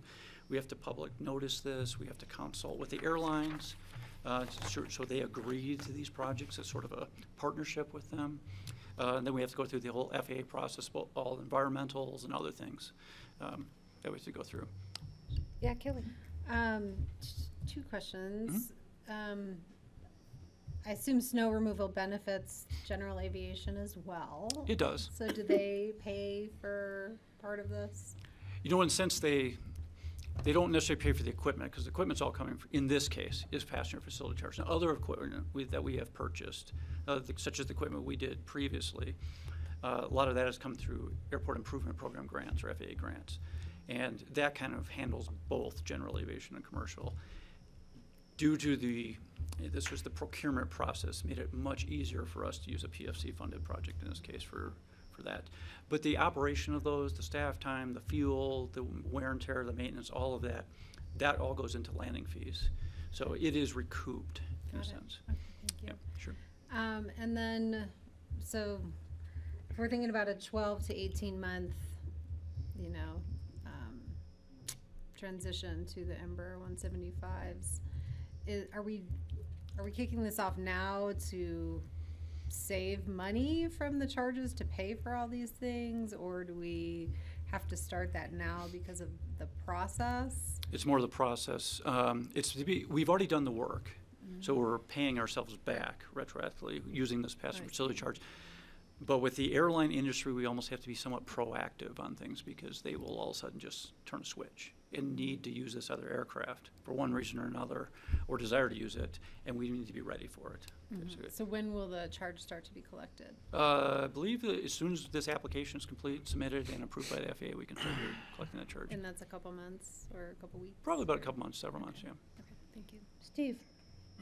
On the exit tunnel from the secure area, I remember when we were looking at the one we got now, and it was anticipated that we would be able to sell that one to another airport that would be able to use the same thing, because we were anticipating we're going to be moving into a new terminal. We don't need this thing forever. Now it sounds like that one needs to be just trashed, more likely, but can another airport use the old one and just rehabilitate it to make it usable? You know, they probably could use it if we didn't tell them all the things that were wrong with it, I guess, so to speak. No, I shouldn't. It really got to the point where it was so aged out and there were so many problems. The technology was so old, it would be difficult to transfer it. However, we did purchase this new one in the anticipation that we could move this new one to a new terminal. So we're not. If it's not timed out. If it's not timed out, it all depends, sure. Yep. And the pieces of equipment, the snow blower, et cetera, those we usually try and sell the old Absolutely. ones. Move them onto smaller airports that still have the need. They do. All the used equipment, so to speak, that we transfer out goes to an auction. Goes out in the market. Yep. So right now, you just need direction from the board to submit this application. Yes. So we'll be coming back for, I believe, a first reading near the end of the month, and then into February. And then when we for get the all second this money, will nothing else, do we need any further action from us further down the line? No. No. So This is am I all seeing, funded by the passenger fees. Passenger facility charge, correct. Yep. so we're moving into the next phase of our passenger facility charges. Okay, But that will expire, the ability to collect those fees after we finish these projects? Yes, and that's where, at that point, we'll start looking for other projects too, so we can keep that roll it going. over. Yep. Okay. However, we anticipate using passenger facility charges as a portion for the financing for a new terminal as well, though. Okay. So, Can we interpret the airline's acceptance of this as their confirmation of their plan to bring these in? Because why would they pay for it otherwise? no, that's a good question. So a number of months ago, before we did this project, any of these projects dealing with the E-175, we met with the airlines to discuss the prospects of that aircraft coming in. And they advised us that it would be wise to prepare for it, basically. There's a number of issues with aircraft performance and pilot training and all this stuff that goes into the fact that before that airline can operate in here, and those still need to be tackled. But their plans are, the CRJs are aging, and they can't get as, in the weather like today, they may or may not be able to get in at certain times. The avionics are better in the E-175, so less delays, cancellations, so it lowers their cost as well. So they are looking into bringing those in seriously. Good question. We can perceive it how we would like to. Greg? Just wanted to ask about the parking, the pads. It's, I don't price out concrete very often. It just sounds really pricey. And I'm just wondering, can you give us a little more detail on what does this entail? Sure.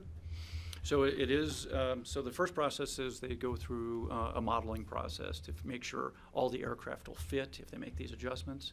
And we did it in a fashion that we made changes to positions so that if we had to make adjustments to the other 4 positions, we wouldn't undo what we already did. So that was kind of the first process. We wanted to make sure what we were doing was additive. Second thing is having an engineer design those pads. So our engineer came back and designed the strength and the locations and everything. That design then goes out for bid, and then a contractor comes in, and it's bidding not only for cutting out the asphalt, replacing it with concrete, but also restriping, and then also grooving the areas that were pulled out as well. Not as easy as it sounds. It took it took a week to do these projects. So we have direction. Remember, this was going to be a 15-minute discussion. That's why we snuck that in here. So. The ramps for the airplanes, I remember almost skiing down a ramp off of one of the existing ramps. Yep. Now this one, I noticed it said it had some foot anti-slippage kind of a does. thing. Is this going to be much better, or is it going to be like a ice skating rink occasionally going down? They don't appear to be as steep, and they do switch back as well, where the other ones are just sort of up and over. So there should be a little better You can slope stop to it. yourself partway down. Yeah. So Steve, you're going to have to learn how to make a turn on those ice skates. Okay. I just wanted to say quickly to Dan. Yes. Dan, I really appreciate how clear your explanations are whenever you present to us. Oh, It's thank really you. helpful in making decisions, so thank you so Oh, much. my pleasure. Thank you. Okay, so I think you have direction. Mhm. Thank you. Nice to see you. Thank you. All right. Pete, are we ready to go? We've been gearing up for you here. For years. And thank you for being here. So, I'm not the leader of this group today, hopefully we'll make this on. We have Well, Sarah Hott. would the leaders of the group please come up, and we would like your names for the public record. We are all leaders. Can I sneak by you? Let me see, I've seen this with the basalt, I've seen this with the town of Snowmass Village. I get bored. Just putting it out there, are you? I watch Grassroots all the time. Go ahead, it's all yours. All right, well, Happy New Year. Some of you have had an opportunity to see so far this year. So it's great to catch up with the rest of you a little bit, even in this setting. For the record, I'm Sarah Ott, the city manager at the City of Aspen.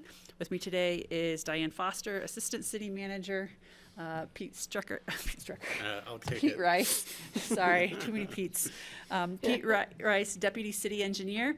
We also have with us Jen Uten, senior project manager in the city manager's office, a face many of you will recognize from other activities in the valley. Today's really an opportunity. We've been to several jurisdictions. We've had nearly 50 so community meetings so far about the realities of the condition of the current bridge, and that as a community we're starting to get to the point we need to make some choices, and that is primarily starting with alignment about where a new bridge should be constructed. And because of the limitations of the current bridge, and as CDOT continues to confirm to us, its condition is deteriorating. So we'll go into that a little bit further today. I think that we really view this as a community conversation, and our charge as staff has been to educate what the record of decision says. So we're not advocating a specific solution, but we need to make sure the community has clarity over what the record of decision says, because when we look at voter rolls within the city of Aspen, we know the turnover is rather significant since the last directive vote in 1996. And therefore, there's a new group that will at some point likely be asked to vote on this due to a technical issue with a right-of-way assignment. But ultimately, that affects the bridge placement. So I'm going to turn it over to the team. And then my apologies, I'm going to step out. We have a delegation from Shimakapu waiting over at City Hall for me to return, just due to some scheduling overlaps. But you're in good hands, and you all know how to find me if you have questions for me as well. We know where to find you. Thank you for taking the time to come over, Sarah. We Thanks, appreciate Sarah. Thank you, Sarah. Say hello to them. Yeah. Greetings from us. Absolutely. Do you need the BOCC to come join you? Because we could, Pete's Is there a really sake flexible. tasting or anything? No, we're not lucky. It's that lucky. It's not any of that right now. Okay. Thank you. I'm short, I'll come sit in a higher chair. I can relate to that. Thank you. So today, what I'll be doing is outlining 2 options for moving forward. What you're going to see today is what we've been talking to the community about over the past, we took a 2-week break for Christmas, but it's really only been about 5 weeks that we've done those 50 meetings. We'll show a 5-minute video, and then we'll have about 10 minutes of presentation and then plenty of time for Q&A. When you watch the video, please remember that what you're seeing is mostly drone footage of the city. So, and when you see other items, so when you see the road, where the new road would be, it's generally where it would be. It's not exactly where it would be. The bridge is generally where it would be at the end of Main Street, but we don't know how far off of 802 West Main or the Villas of Aspen it would be. So just remember, and the land bridge is conceptual. There is a land bridge in the record of decision. So just remember those as you watch the video. And with that, I'll hand it over to Pete. Thanks. Fingers crossed. Hello, my name is Sarah Ott, and I'm the Aspen City Manager. The City of Aspen has been working alongside community partners for over 30 years to evaluate the best transportation options for getting in and out of the City of Aspen. This effort is known as the Entrance to Aspen. Recently, community conversation about the entrance to Aspen has been picking up. This is namely because the Castle Creek Bridge is nearing the end of its design life. We need to start planning for a new bridge, now. Together, our community can build a better transportation future for Aspen. That's why I want your participation in this community conversation. This video will tell you the history of those planning efforts, the progress we've made to today, and where we can go in the future.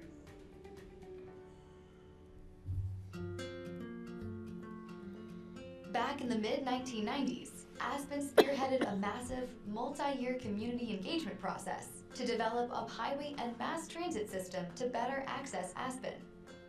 The process included participation from a resident and technical advisory committee, and dozens of meetings up and down the valley. The City of Aspen worked tirelessly with the community and Pitkin County, Town of Snowmass Village, Elected Officials Transportation Committee, EOTC, the Colorado Department of Transportation, CDOT, and the Federal Highway Administration to define a collaborative solution. To help guide this process, 10 objectives were identified as needs to be met to improve Aspen's transportation network. After carefully analyzing 43 possible solutions, CDOT and FHWA selected the one that met the project purpose and need, as well as all 10 objectives defined by the community. This solution, known as the preferred alternative, was included as part of an official document called the Record of Decision that was completed in 1998. The improvement and changes outlined in the Record of Decision modernized key transportation infrastructure elements from Buttermilk to Ruby Park. While some recommendations were implemented, others are in the queue. One of the major pieces of the Record of Decision to be completed is the way traffic moves in and out of Aspen. This aspect of the plan includes a realignment of Highway 82 for general traffic that, by design, allows vehicles a smoother entry into town, so there is less reliance on side streets, like Power Plant Road, which affects traffic in the West End.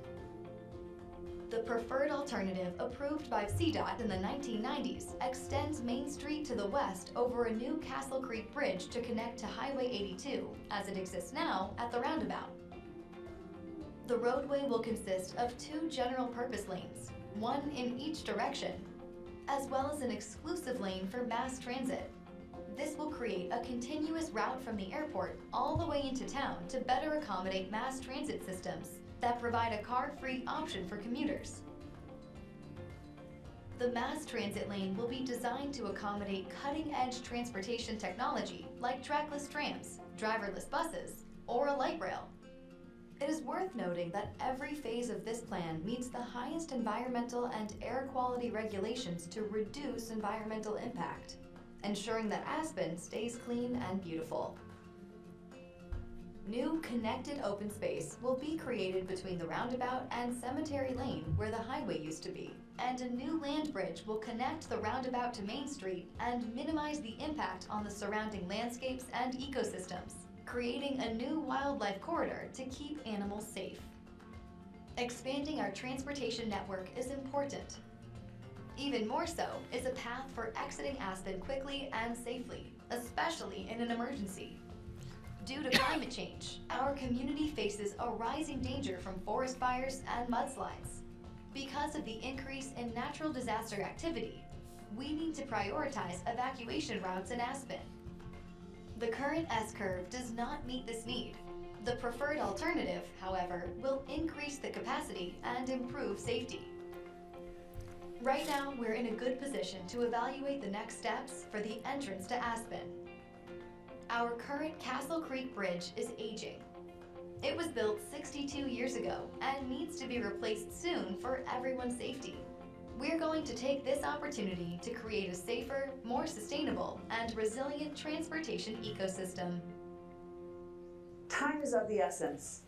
Let's get serious about replacing our bridge and working with our partners to implement a solution to keep our community safe and our transportation system relevant. For more information about the history of this project and its future, as well as how you can stay involved, visit castlecreekbridge.com. One thing that Sarah mentioned that I did want to highlight was that it will seem like we're advocating for this. It's hard to give a presentation on a topic and not seem like an advocate. And the other thing is, someone asked me the other day, about evacuation, what happens if we do have a wildfire? And I said, the voters get to decide this. Ultimately, this is a voter decision, and you all wear 3 hats in this situation. You wear, some of you wear voter hats. And then you wear your BOCC hat, which has a role in this, and also you wear your EOTC hat. So you do have a voice in this, and you will be part of the decision makers in this. But ultimately, the voters get to decide this. When City Council asked us to do this, it really came about first and foremost because of the condition of the bridge. Right? This bridge was built in 1961. It was built to last 75 years. And it is, it's now at, what are we at, 62 years old. And also it is the busiest 2-lane bridge in the state of Colorado. It's the what? Busiest 2-lane bridge in the state. So it wasn't designed to handle the amount of traffic that it's getting, and as bridges age, they need more and more repairs. Now, our bridges, they do ratings every 2 years. Our bridge was rated at a 52 out of 100, and they rate them CDOT good, fair, and poor. The line of demarcation between fair and poor is 50. And we just this week received the updated, they did an evaluation this summer, fall, and the updated one is we are at a 50.3. Is that our number? So we are just teetering on poor. The bridge is still safe. They've already repaired 150 cracks in the bridge, and they will continue to repair it. But the type of repairs, like you see in this picture, the expansion joint repair that we had this fall, we should expect more of that in the future. And our engineering team was able to schedule this at the quietest time of the year. That won't always necessarily be able to happen in the future. The second reason, and the second thing when people say, well, what's changed since the community last voted on this, is the risk of wildfire. The risk of wildfire has become greater with climate change over the past 1975 was the first vote on this. And so this is really about the community planning its future. And boy, when we talked to the fire department, they were like, don't even talk about anything else. Just talk about the need for evacuation routes. Couple technical terms here. Preferred alternative. You all may be familiar with this because you've dealt with some of these before. The preferred alternative is defined as the alternative that best meets the project purpose and need. And in our case, this is a special case for this record of decision. It included 10 community objectives that were defined up front. Usually record of decisions have public input processes. It's usually not on the front end, and it's usually not used as a evaluation criteria.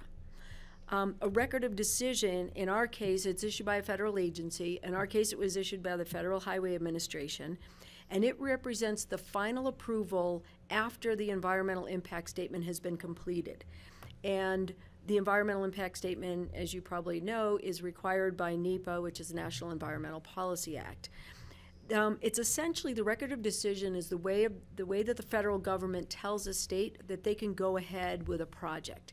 Now, in our case, we still have to have a vote to go ahead with the project, but other than that, all of the barriers are cleared, all of the work's already been done. Our preferred alternative, it's a combination, as you see here, of road infrastructure, highway and intersection improvements, and congestion management. You all know that's also transportation demand management. We'll show you all the infrastructure items in a moment. For public transportation, the preferred alternative is a phased approach where it starts with buses, and it's in the preferred alternative that the community could start with buses and then eventually go to light rail. And in our case, where light rail isn't really financially feasible, technology could change in the future, so at the point at which that happens, the community could choose to go there. In addition, our preferred alternative includes programs aimed at reducing our reliance on single occupancy vehicles. This community has been highly successful in congestion and transportation demand management programs and has actually managed to keep the average traffic levels to the 1994 levels.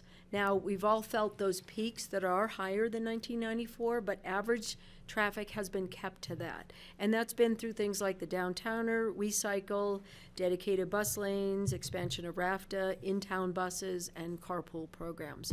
And the community wasn't required to implement those yet, it just went ahead and did that. You all will remember the Integrated Mobility System study that was spearheaded by the Aspen Institute. The preferred alternative includes a lot of these methods for managing congestion. And one of the things that exists in the preferred alternative, it actually gives responsibility to the state and to the federal government for enforcing these things if we go above the 1994 levels. Additional congestion, transportation, demand management measures can be implemented, and a lot of them you see here and are covered in this study. So what you see right here, these are the elements. The preferred alternative was always designed to be a phased approach, and these are the ones that are completed. I'll give you a little time to just take a look at that one. So in 1996, the voters approved a land swap. Because the highway alignment uses a net amount of 2.9 acres in the Merle-Thomas open space, the voters specifically gave permission to swap that 2.9 acres for equivalent or greater acreage and equivalent quality. So that was swapped for this 39.6 acres, and this swap has already been completed. It was done in about the 2000s, and it is really stunning riverfront Roaring Fork property, as well as Jaffe Park. As you heard in the video, the current section of Highway 82 between Cemetery Lane and the roundabout goes away, as does the light at Cemetery Lane. That's gone. So you'd go over the Castle Creek Bridge, you can go right out to McLean Flats. Because the preferred alternative includes a land bridge, and decommissioning that section of highway between 82 and Cemetery Lane and the roundabout, there would be open space connecting the Castle Creek drainage to the Merle-Thomas open space and all the way to the golf course. And as you see in there, there'd be a land bridge as well, and that is in the preferred alternative. There'd be new opportunities for connected open space, which could include, definitely includes a wildlife corridor. And this is one of the most intense, there's a watershed study done that talked about wildlife corridors, and this is one of the most intense wildlife pieces in that study, that it shows it's one of the most intense wildlife corridors. Question about that? Please. Is this something that's built over or something that's dug? Is the road dug under, or is the land bridge built over? When we think of grade. Think of it as we're trying to keep that as natural as possible without a hill. So the reason they referred to it in the record of decision as a As a cut and tunnel. cover Yeah, is cut and because it cover. dives down. Yeah. So is it still a cut and cover, or is it a land bridge, or is it the same thing? It's essentially the same thing. I It's just find it new interesting that it peaked as a high-use wildlife corridor. There used to be herds of elk that lived at Burlt. After the Burlt housing was built, the herds of elk went away. Generally, you see them coming off of the more open space, which is west of the roundabout. But Greg's our expert here on where wildlife cross, and I'm not an expert on that. I think it's kind of interesting that it looks like the corridor would send the wildlife onto the golf course. That's one of the places they go. And again, the land bridge, exactly where it would be located isn't fully established. The land does come down there as well. And in fact, you kind of need to bring it down to meet the level of So of where Main does Street. that start to, like, where do you start to? Kind of near the Holden Maroldt. Slope the grade. Near there, probably before Holden Maroldt, but it naturally goes down right by there. There's kind of a little bluff there. and it doesn't interrupt the mining museum. No. What is that other bridge in the picture? Castle Creek. That's the existing. So it stays? Yes. It's actually really important that it stays, especially for evacuation, because it will double the number of evacuation routes out of town. Right, but it goes nowhere, it just goes to McLean's Flats. Right. It doesn't go down Valley except via McLean's Flats. McLean Flats. Okay. And in an emergency, we will be really happy to have that. Yeah, right. My concern is that what we're hearing from people is that the evacuation issue and the opportunities to evacuate. It was always my understanding there would be some kind of a semi-paved grass connection from Cemetery Lane to the roundabout, so people could still use that. We're losing that apparently. So if we have bridge failure, I mean, I just have concerns over what issues we're solving, and maybe other options and alternatives, but I'll let you continue because I don't think I'm gonna win this one, so. And I did vote in like to 96. respond I to don't know how many people in this room were actually voted in 96. Well, Greg, did I you? was here in part of the discussion, but I wasn't an Aspen resident. Did you vote in I 96? I think I did, but I wanted just to tag on, and before you, what's the grade difference from the end of 8th Street to the Maroldt? Like, the bridge is gonna be level, I assume. So how is that gonna work with the cut and cover connecting to the Main Street? You're getting into a lot of schematic details, but essentially, the bridge does slope the whole time. It is not level in this case. So it is sloping down from 8th Street. It's going to be past 8th Out of Street. town. But yeah, it's going to start to drop down and like, as Diane, so you can see kind of the cluster of trees. If you go out there now, there's a big cluster of old cottonwoods that are kind of in the middle. Think of that if you ever walk out there by the mining museum. There's a little hill that goes over past the mining museum. Big cluster of trees. That's where it starts to dive down. Got it, okay. And just to speak to Patty's point, because it's really important, this is a lot of the schematic level, but what you're talking about is something that would be used as a connection for Cemetery Lane into that S-curve for emergency services, and yeah, we're very well aware of like what that would look like. Thank you. Because you know that's a biggie for me, Yeah. because I've spent And- a lot of time at the other side of the bridge in the ER, so. Wouldn't But be it would for, still be open for commuters and stuff to come over McLean's and go that way if they want. yeah, so Cemetery Lane's gonna act the same way as it, it's actually gonna be better for Cemetery Lane residents. But what she's referring to is a little bit different than the commuter piece. It's an emergency in case No, I there's get, an yeah, I accident, know, yeah. I just. So You it would be just can't- open you similar to the can't go way. west off of Cemetery Lane Yeah, anymore. and you can still go down to the power plant road? Yes. The next slide shows the 5 outstanding, these are the pieces that are not completed in the preferred alternative. And for this project, we would only be talking about numbers 2 through 5. We're not talking about the out-of-town parking structures. They could be implemented in the future if traffic levels started to increase. So, for example, structured parking at Buttermilk. In the flight path, perfect place to put a parking structure. Well, catch them. Yeah, So. park on the top. As a reminder, this is conceptual. The new elements are conceptual. They're generally where they would be, though. And number 1 is the existing Castle Creek Bridge. 2 is the new bridge. 3 is the land bridge. 4 is where the new open space would be. And community gardens is one thing the Open Space and Trails Board talked about, maybe putting in that area. And number 5 is where the new highway alignment would be. I just like looking at that one because it orients me to it.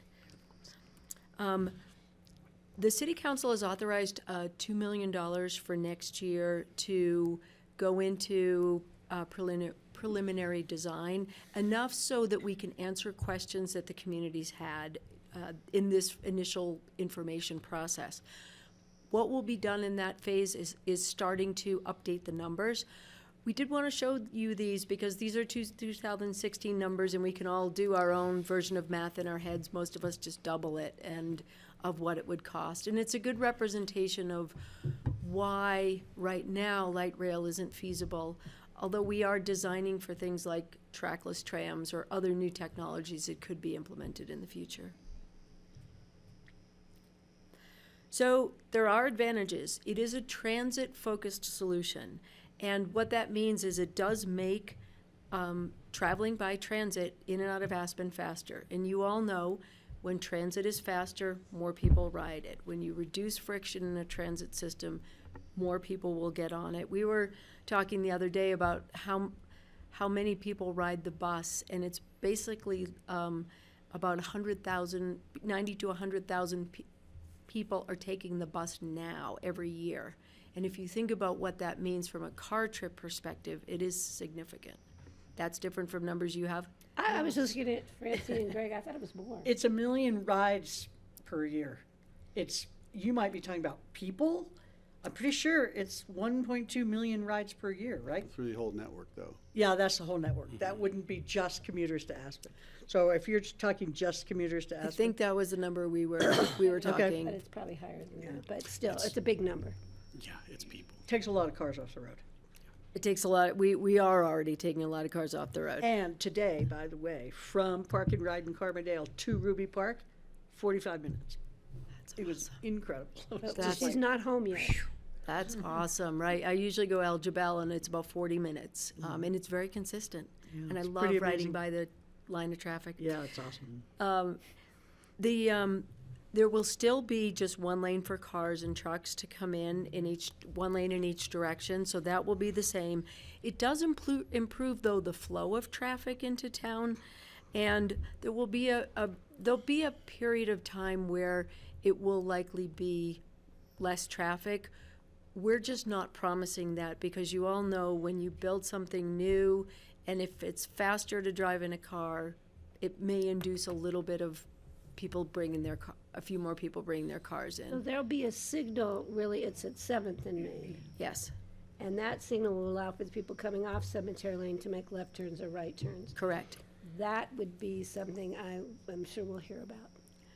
Yes. For people who are on Highway 82, having to stop again for all the traffic, especially in the morning that's coming off of Cemetery Lane. That's on the What- Hickory what- House corner. What we are doing, though, Cemetery yeah, Lane? it's on the Hickory Oh, House coming corner. down and across that way. They're gonna have to come off Cemetery Lane to come into town. Connect They'll to have Main to Street. come up to the new signal. It's right by the Hickory House, but it's by the They'll be coming in the S-curves. S-curves, but then Yeah. there'll be a signal at Main Street. Mhm. And that signal will trigger for people to turn left or right, but most of them for left. Right. People either wanting to get back to Cemetery Lane, there'll be a little stop. And you can think Another about it signal on Main Street. quite literally, removing the Cemetery Lane light to 7th and Main.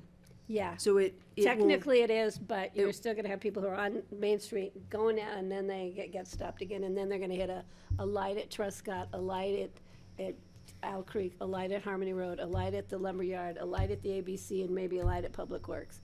So that's a well. lot of lights. Are you adding a light could at always get Public on the Works? We might in the future. Got it. It is planned. So, Second I have Castle Creek. thoughts on how to get rid of the Harmony Road light. Well, we can tried talk that, about but that there later. was somebody playing golf with the governor that day. So it is part of this year is to do an origin destination Yeah. so that you have those times, because what you're talking about is a question that's going to come up a lot is like the timing, the left turns. Part of this is start to look at that, right? The light is in a different location from the roundabout, so some of the distance that you have as far as a factor between cemetery and that light changes now because the light has a different distance between it. So what's the thing in the Yeah. roundabout that causes is when the cars are stopped in the roundabout When all those lights go on, I hope I'm on not home. Trescott, and that's a constant. Brian is well aware of I that. know, and Brian's also. laughing at me the other day. All No, right, there sorry. There are engineering algorithms that will solve a lot of those problems. Oh, optimism, we like optimism at the table. We talked about how it doubles the number of evacuation routes. I'm still on advantages, sorry. Oh, sorry. That it doubles the number of evacuation routes down valley. It actually triples the number of lanes, which is particularly important for public safety, to the fire department, ambulance service. Ambulances that would need to come into town then could have a dedicated lane on the bridge during an emergency, and also responding fire trucks that needed to get into town. So having 6 lanes for evacuation would be significant. I've mentioned if the community wants the preferred alternative, it will need to vote for it. The reason for that is in 1996, the voters approved the right-of-way and the open space trade, and they approved the use of going across Merle and Thomas open space, but it was for 2 general purpose lanes, 1 in each direction, and then light rail.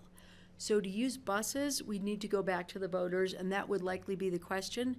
In December, the city council decided they would not put that on the ballot in March. They did discuss putting it on in the summer or in November, but no decisions have been made. And I think the work that engineering will do this year, they'll be putting out an RFP to do some preliminary design work, and we'll be doing a next phase of education, because this round was really just bringing people up to speed on what was the preferred alternative and why was it the preferred alternative. And this is the 1996 preferred alternative, right? Is that the Yes. date? Yeah. Yes.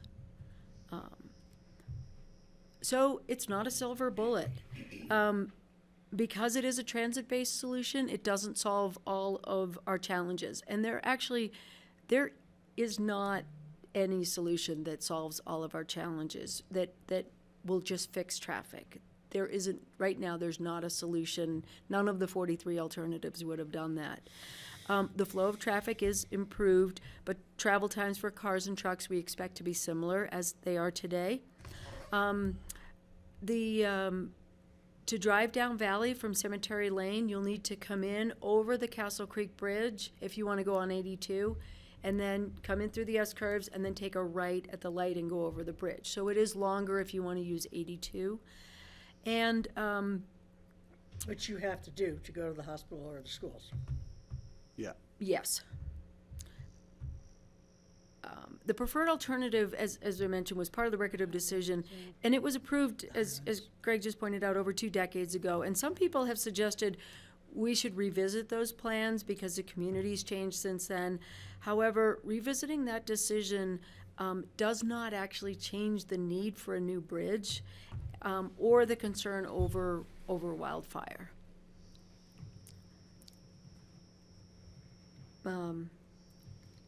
What about going the other way from Cemetery Lane, though?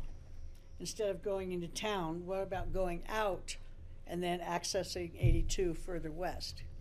Isn't that an alternative? No, because they needed to return that to open space. No, beyond that. I mean, it would be longer, but you wouldn't be going through town. You wouldn't be diverting everybody through town. If you go down to, how far do you have to go? To get To the Just roundabout. before Woody Creek, right? Smith Hill. Yeah, what's that called? Smith Hill, Yeah. which is Smith one of Hill. the most dangerous intersections on Highway No, 82. I'm just saying, imagine going into Aspen to go out of Aspen. Well, they only have to go to they only have to go just past the S-curves. It's like 2 blocks. Yeah, that's the slowest part. And it probably, if you're on Cemetery Lane, the amount of traffic, it will very likely reduce the amount of traffic you get every day on that road. Yeah. On Cemetery Lane? Oh, That's for the sure. expectation. Yeah. One other disadvantage, it does impact some residences. So as you can see in this rendering, the villas of Aspen are impacted, and we don't know exactly how close it will come to them, and so in the design phase, that's part of what we'll be looking at is where would it be relative to their homes? But that's an impact if you're living there. Is there any homes that need to be totally taken out? The burger cabin, we will need to look at. We don't know, we don't actually know yet. In the past, that's been a very significant concern. Yes. That it was going to have to be removed, so. Do you have what's the grade of the bridge, just so we? That's a detail that we don't know yet. That's an important one. The grade of the bridge. Are there bike lanes that share this as well, or are they all diverted? We expect that we'll have bike lanes on this, and pedestrian access on this bridge. And the pedestrian bridge where the Midland Railroad was will still stay in place as An well. event system for the cut and cover tunnel when you're stuck in traffic. and Yep. view. Yeah. We'll get into schematics. Yeah, because if you have a signal right there, who knows how, if your traffic gets jammed and you're stuck in the cut and cover tunnel. I noticed that in the new I-70 section, they have huge vent systems for rush hour traffic. Have you seen You them? probably don't want me to get into all the details. No, but I just am saying, like, of for what that public means. health, we don't want people stuck in there breathing in fumes. Understood. Are there shoulders on both sides also on this bridge? So we're going to go back to what is in the record of decision. the river. And it is really just allocating the space for the soft four travel shoulder, lanes the wet shoulder. and the light rail transit. The other piece of it has to be brought about through a community process as we go through the design and what the community needs are, and then how it plays out with properties. I mean, that's a big part of this too. So you're jumping ahead here because these are issues that we hear a lot about, but we need to get to a point where we know exactly where the boundaries are and what the record of decision is. Can I ask a question just Not with- about this schematic? It shows a 4-lane bridge. For some reason, I thought I heard it was just a 2-lane. It's been 4-lane the whole time. It's 4 lanes. Okay, It's so 4 it's lanes, but described it's as a two 2-lane. dedicated for buses.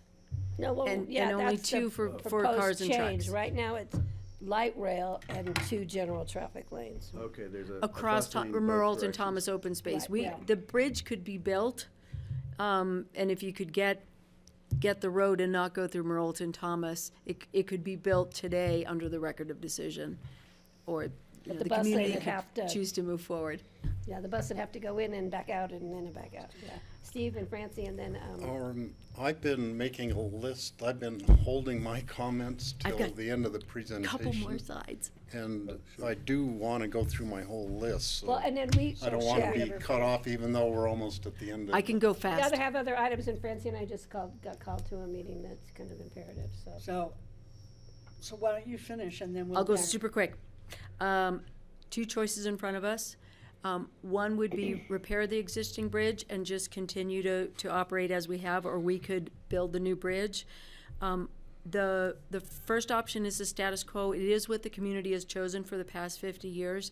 The bridge will require more frequent repairs, and as I mentioned, as they age, they need more repairs. When this bridge needs to get really fixed, it will be 18 months to 2 years of 1-lane traffic. So it will be October except for 18 to 24 months. The other thing we don't know is what will happen, what will need to be done to the piers. The second is to build the preferred alternative. The record of decision would go through a re-evaluation process. And as I mentioned before, the vote would need to happen. So at the end of the day, it's a community choice, and we'll be looking forward to you being involved in that too. Okay, let Steve start with his list. And we'll be It's quick on 4.5 answers. pages long, so just be prepared. Okay, so just so you know, I've been involved clear since the light rail transit study in about 1973 approximately, I think, in the entrance to Aspen discussion. So I've been thinking about it a long time, but I can't vote on it because I don't live in Aspen. So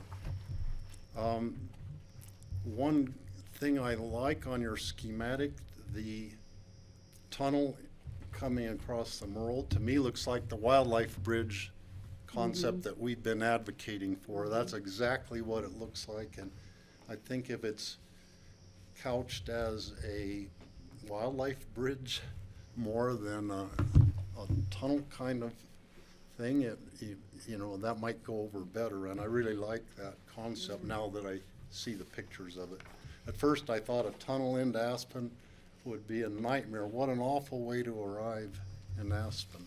But if you're going under a wildlife bridge into Aspen, that changes the whole idea of it. Mm-hmm. Now, I'm not in favor of this plan at all, just to let you know. What I am in favor of, and I'll give you the reasons why, would be 2 lanes exiting Aspen would follow the existing S-curves and across the existing Castle Creek Bridge. The 2 lanes into town, which would follow the preferred alternative alignment of 2, which was, I believe, for 2 lanes going on, that was the preferred alternative, would be the inbound into town. So one would be a bus lane, one would be a passenger car lane.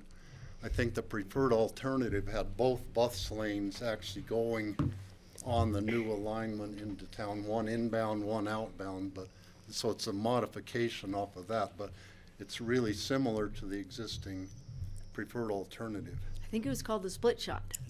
Well, I was, you know, I like the split shot idea, but if the inbound follows that line, the split shot I would see would be a roundabout at Cemetery Lane and then a hard right for the inbound. So it'd be a double S curves kind of a thing. Just to be clear on that, though, this is my 10-second. You're changing the record of decision at that point. And that is a doing, different following process. the 2 inbound lanes going this way is pretty much right with the record of decision, the way I read the record of decision.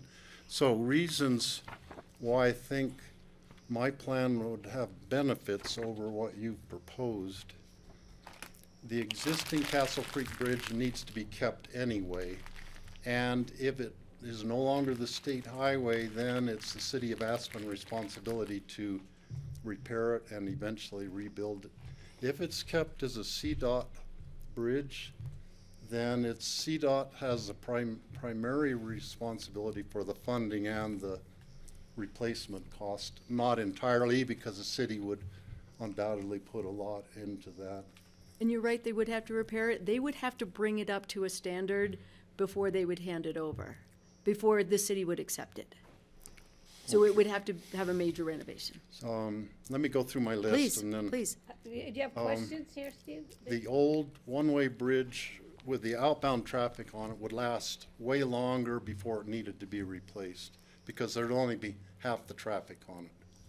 So you could build a 2-lane bridge going into town would be brand new. The other one would last longer before it needed to be totally replaced.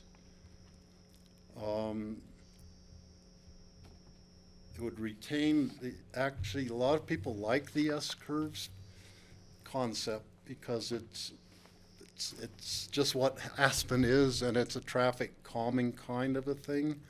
And this would retain part of the S-curve concept, at least for the outbound, would follow the existing S-curves.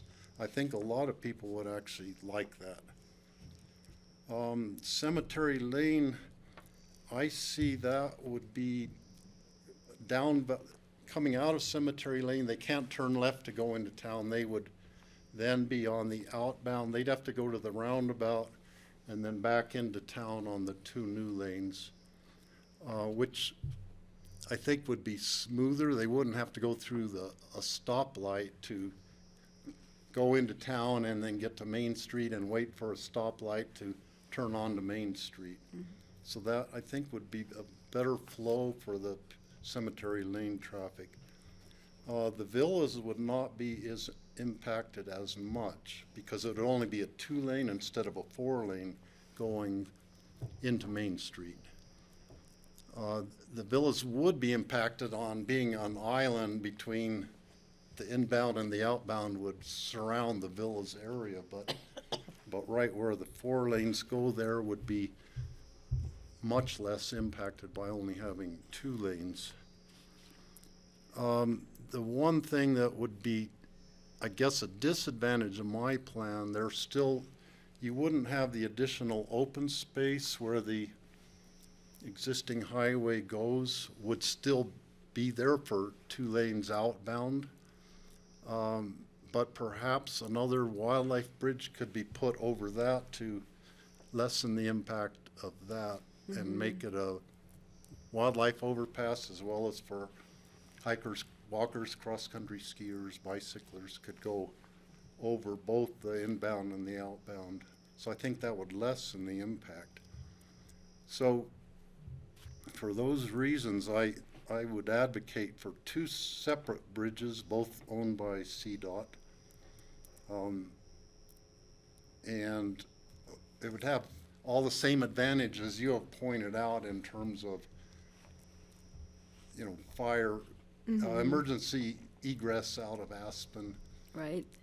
If something happens to one of the bridges, say there's a major car accident or anything, the other bridge would not be involved in that, and the traffic could be diverted the other way if necessary. I think it gives more resiliency having 2 separate good bridges instead of one really good big 4-lane one and one more marginal, the existing Castle Creek Bridge that would need to be replaced eventually anyhow. So that's my thinking on that, and I'll leave it at that. Okay, great. Any other questions or thoughts here? I just had one quick Yeah, go comment. ahead. You got it. I am a little perplexed that we would cut off the access from the S-curves to Highway 82, from Castle Creek Bridge to Highway 82. Especially when I look at this particular picture, it seems like there must be a way that we could continue 2 lanes to 82 along Steve's thing, but I would keep the other highway at 4 lanes. But I don't know, it just seems to me we're creating a cluster, at Cemetery Lane for a small amount of open space that we could probably ameliorate in some other way. That's my comment. But other than that, great. You're time sensitive, but I can respond to kind of what the idea behind that, if you want, is a big portion of the city of Aspen, of course, has traffic to come through the West End and Cemetery Lane, and so a big concern of them is that we've used essentially Power Plant and Smuggler as an outbound lane. The reason that was put in from the public point of view was to alleviate a lot of that traffic that's required to go through that. Now, you have 2 concerns. The other one is emergency. There's different things we can do with emergency. We're not down that road yet, but there is a way that you can work in emergency services so they can cut through an open space. Okay, great, thanks. That helps. Kelly?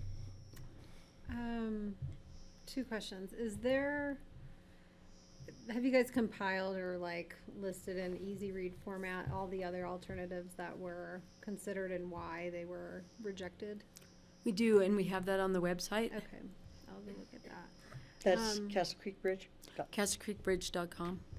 And then, what is the county's role envisioned to be, besides only the people who live in the city voting on this? Because I feel like the county voters have voted on this. I think I want to understand and manage expectations about how this gets funded and what the county's role in that is, whether it's directly through the county, directly through county voters, indirectly through EOTC. What do you guys see for that? Oh, you want me to take that's a loaded question. You probably have a better answer than I do. I don't think we've determined exactly how the process is. We're trying to start off with the federal side of things. So you get the plan, like a schematic plans, and then it's considered a project federally, and then the federal group comes in with the money. As far as expectations of voting, what we know right now is it's a City of Aspen vote. However, your committee is on EOTC. The EOTC was really derived for the injury of Aspen. And transit issues, so it's going to play a major role as this develops. And as far as the county, I think that's where I can't answer that question right now, probably without Sarah.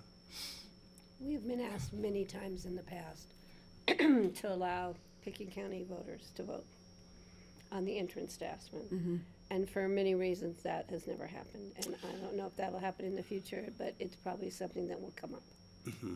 It's written in the record of decision. They made that decision in the 90s. And then you'll have people in Basalt who are in Eagle County who want to vote, and then you'll have people in Garfield County who want to vote, and because they are all impacted by the internet staff. It's a fair We comment. just need to be prepared for that discussion. Just to nerd out for a second, I went back to all the votes and had some additional analysis that I did and had someone else help me with. The county has actually had 3 binding ballot questions related to it. They've had 3 advisory votes on it as well, and those are all part of the 27 votes over 16 elections. And just one more point on the alternatives. The reason we haven't, in 2007, when city staff went and talked about this because council asked them to, they spent a lot of time going through all the alternatives. The reason we haven't is that really the time's up on the clock. Like, the current Castle Creek Bridge is from an engineer's perspective, it's done. And so we don't believe we have really time for the community to go back and debate. Now, if the community decides they don't want to vote for it and sticks with the current Castle Creek Bridge, then we'll live with the consequences, which could include weight restrictions, et cetera. Will definitely include 1-lane traffic for 18 to 24 months and all of that, and the community can start over.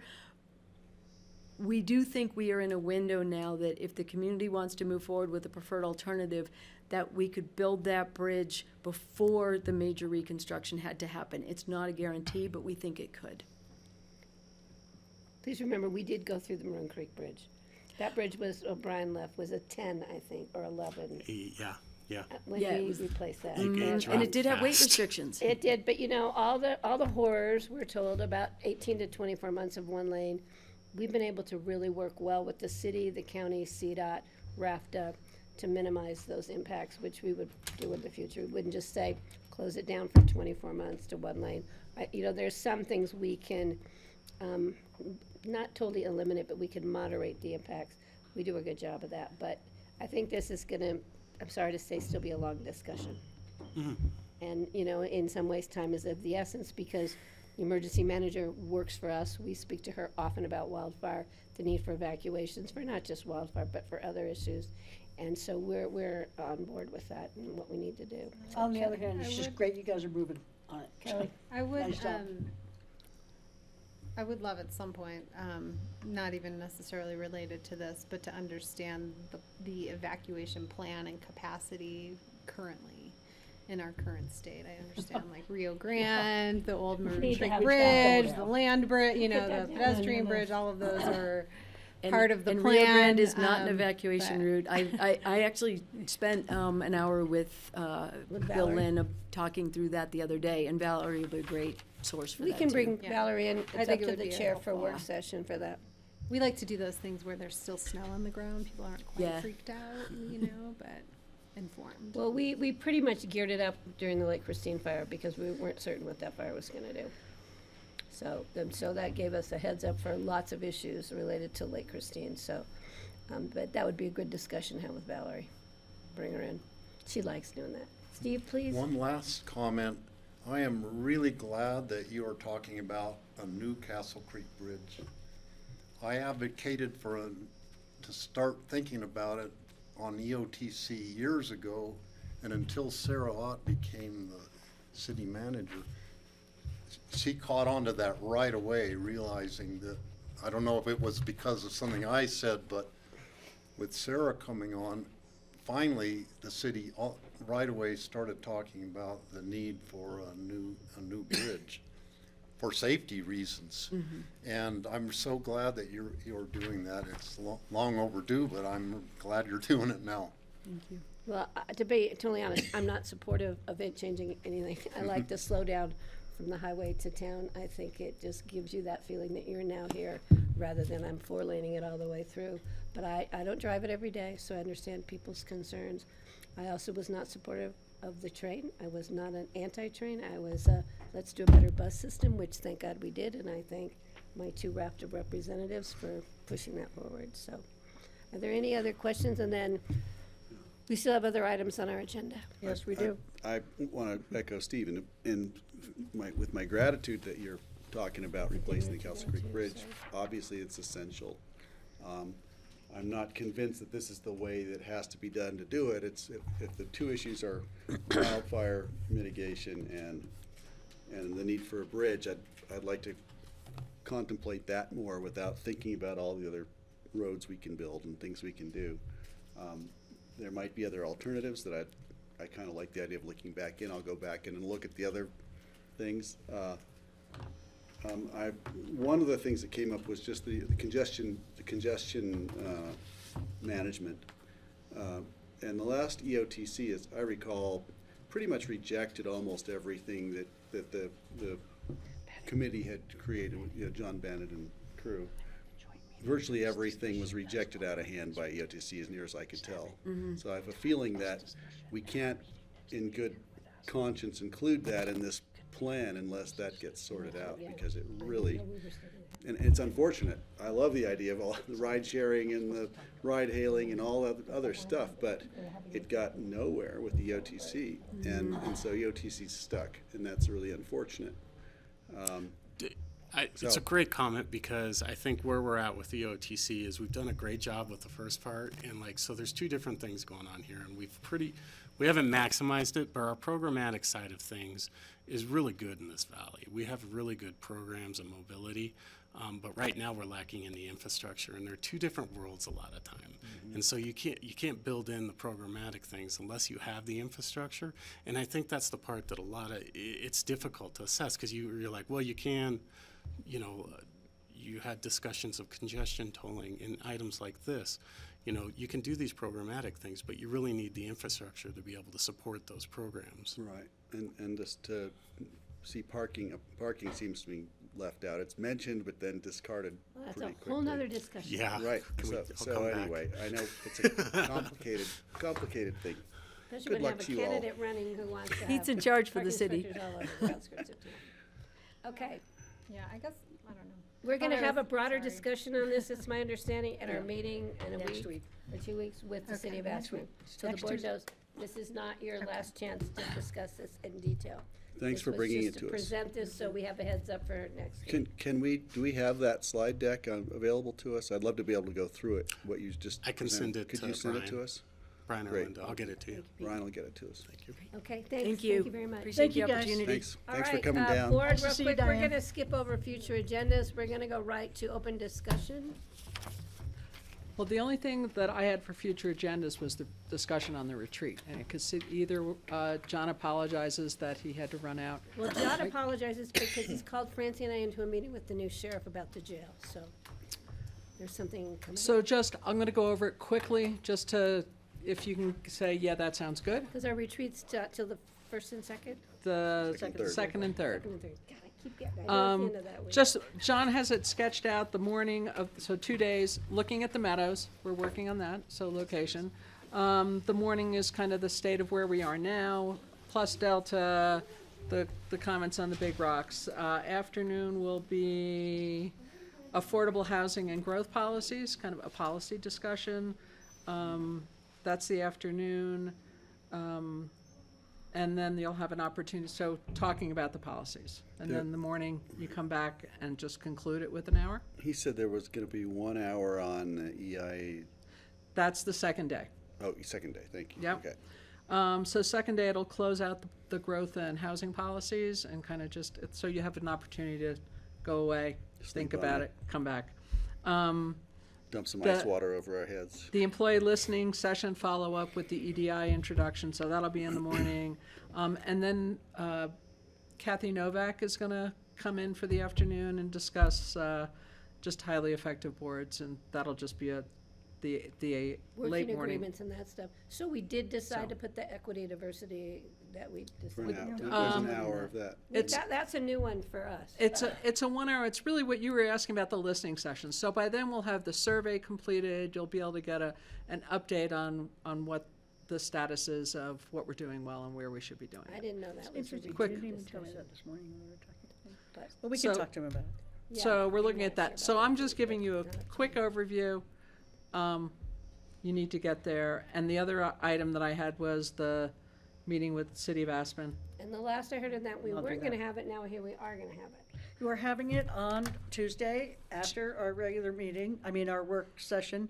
And I met with Aspen on Friday.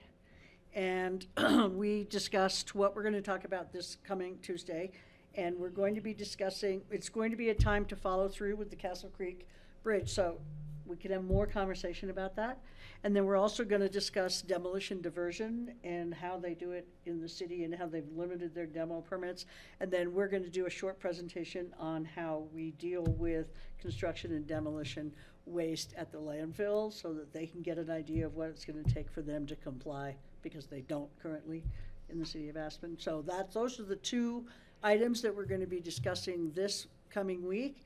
And then at our second meeting, hopefully in April, June, it's probably going to be, actually, we talked about possibly doing it after the election, but before they're seated. But Sarah's going to be out of town for a month in there, so we're trying to work it around Election's her. in March. I know. And so that's why we talked about March, when she's not going to be gone. So anyway, There could we're be a going to runoff. then hopefully talk about law enforcement. Kelly, we hope that we'll have something to say from the committee. And What do you mean about law well, we'll find out more now about that. What about the All jail about, committee? well, they have a new police chief, and we have a new sheriff, They and don't so. have a new police chief yet, do they? No, they're going to. So it's going to be about And you're talking about later in the spring. late in the spring meeting, the second meeting of the year. And we'll also probably talk about the results of our retreat in terms of where we stand. Affordable after the housing retreat. growth. And hopefully we will have heard from no, not affordable housing, just, hopefully we will have heard from our growth committee, and we'll be reporting to, helping Aspen understand what the growth committee brought to us. And then the third meeting of the year will be affordable housing. They're not ready to talk about it yet until the third meeting of the year. That's when they want to talk about it. Which would be sometime in the summer. And updates for them on the airport and just growth in general at the third meeting of the year. So that's what we came up with at our meeting on Friday. All subject to change. Yeah, of course. I just have something that I really wanted to focus on at our retreat with Me Talk Housing is funding. We kind of went out to the public and said we were going to look at a sales tax or a property tax. We need to find out where we're going to put our energies this next year with something that we didn't put on the ballot. We said we would talk about and we would move forward in 2023, probably for ballot in 24 at this point because of ballot questions and taxes and financials and that stuff, but. It's definitely on the list. Okay, I think that's a priority because we can talk to her blue in our face about housing, but if we don't have a way to fund it, Yeah. what are we doing? It's definitely on the list. Thank you. I have something for discussion if you're done though. Are you done? Yeah, I'm done, and just make sure, are you good there, Phyllis? I am, I'm just looking at what John, I think within that affordable housing discussion, the funding fits Perfect. right in what he's got outlined here. Okay, great, thank you very much. Go ahead, Francie. Partnerships. I just wanted to bring to our attention the letter from the Kinder Cottage and hope that we can get that on the agenda and discuss that in the near future. I thought it was an interesting proposal, and so I don't want to. I can fill you in depth. I'll bet you can. Yeah. And then the other one was the letter from Ellen about the hours of operation. I already for took our care of staff. it. I talked with staff. The hours that were posted on the website were pandemic hours. They've already, we're in the works of cleaning that website information up. She had one question. I got that question answered. I got her back the answer on Monday. I told her. Oh, that's great. When I saw her on Sunday night, I'd get back to it on Monday, so we cleared that up. Awesome, thank you. Thank you. And regarding Thanks for bringing it the letter from Mary, Ashley is working on that as well. She's, I'll talk to Ashley. yeah. This is not the first time we've heard No, this has come up before. Right. And I will be clear about my history. So anything else from the board on this? Since we have a little bit of time before Francie have to zoom up the stairs or across the hall, does anybody have any future agenda issues that from the packet? Let's see, you could put it on, I'm going to Alaska, I don't have my calendar on me, but it's going on February 6th and returning on the 18th, I believe. So there will be 2 weeks of meetings where I'll be doing remote meetings from Alaska. And Francie will not be attending the work session, Greg, so you have a heads up on the 6th? February 7th. 7th, the work session on the 7th. I probably will zoom in for part of that meeting, but. But Greg will be running it from here, I would imagine. And that was the meeting that I had heard rumor we were supposed to be going to Redstone on the 7th. But that's now being changed. Right. So I would like to request that we don't put it on Valentine's Day. Okay. For staff who might have plans with significant others, and we'd rather, we're talking about thinking about our staff when we plan meetings. I mean, some of us don't have Valentines, but a lot of people do, and I want to recognize that. It's my husband's birthday. And it's my granddaughter's 6th birthday, but we're planning the party on Sunday, if anybody wants to come. So he's working on changing his birthday. From Valentine's Day? He wants to pick a different. That would day to help so much. celebrate. In Scotland, I think it's great. in Scotland at, McPherson will Yeah, be really exactly. upset. Congratulations to the two of you. Thank you. Thank you guys for being here. Thank you all for being, all of you here today. Anything else? Grassroots, thank you. As a thank you, we're closing this one out. Tomorrow we start at noon. First item is the resolution of reappointing board members. Francie takes over after that. I'm so happy, Steve. Thank you for letting me take over your seat in the We're corner. gonna shuffle We're sliding this way. this Francie's way, going here and Patty's I'm gonna going come that over way. here, and we thought maybe Greg should sit next to Francie, There? since you're the vice chair, I'll sit in over case there. you have to Steve, you can operate come as over chair, here, you're I'll go already over kind of there. in the middle Shoot then, that so. one, he's got it. I'm going Something to to think Steve's about spot. anyhow. That's my old spot and it's calling You my do it in the name. meeting? We watch everybody like bounce. All right, grassroots, thank you. We are It's gonna take done. up most of the.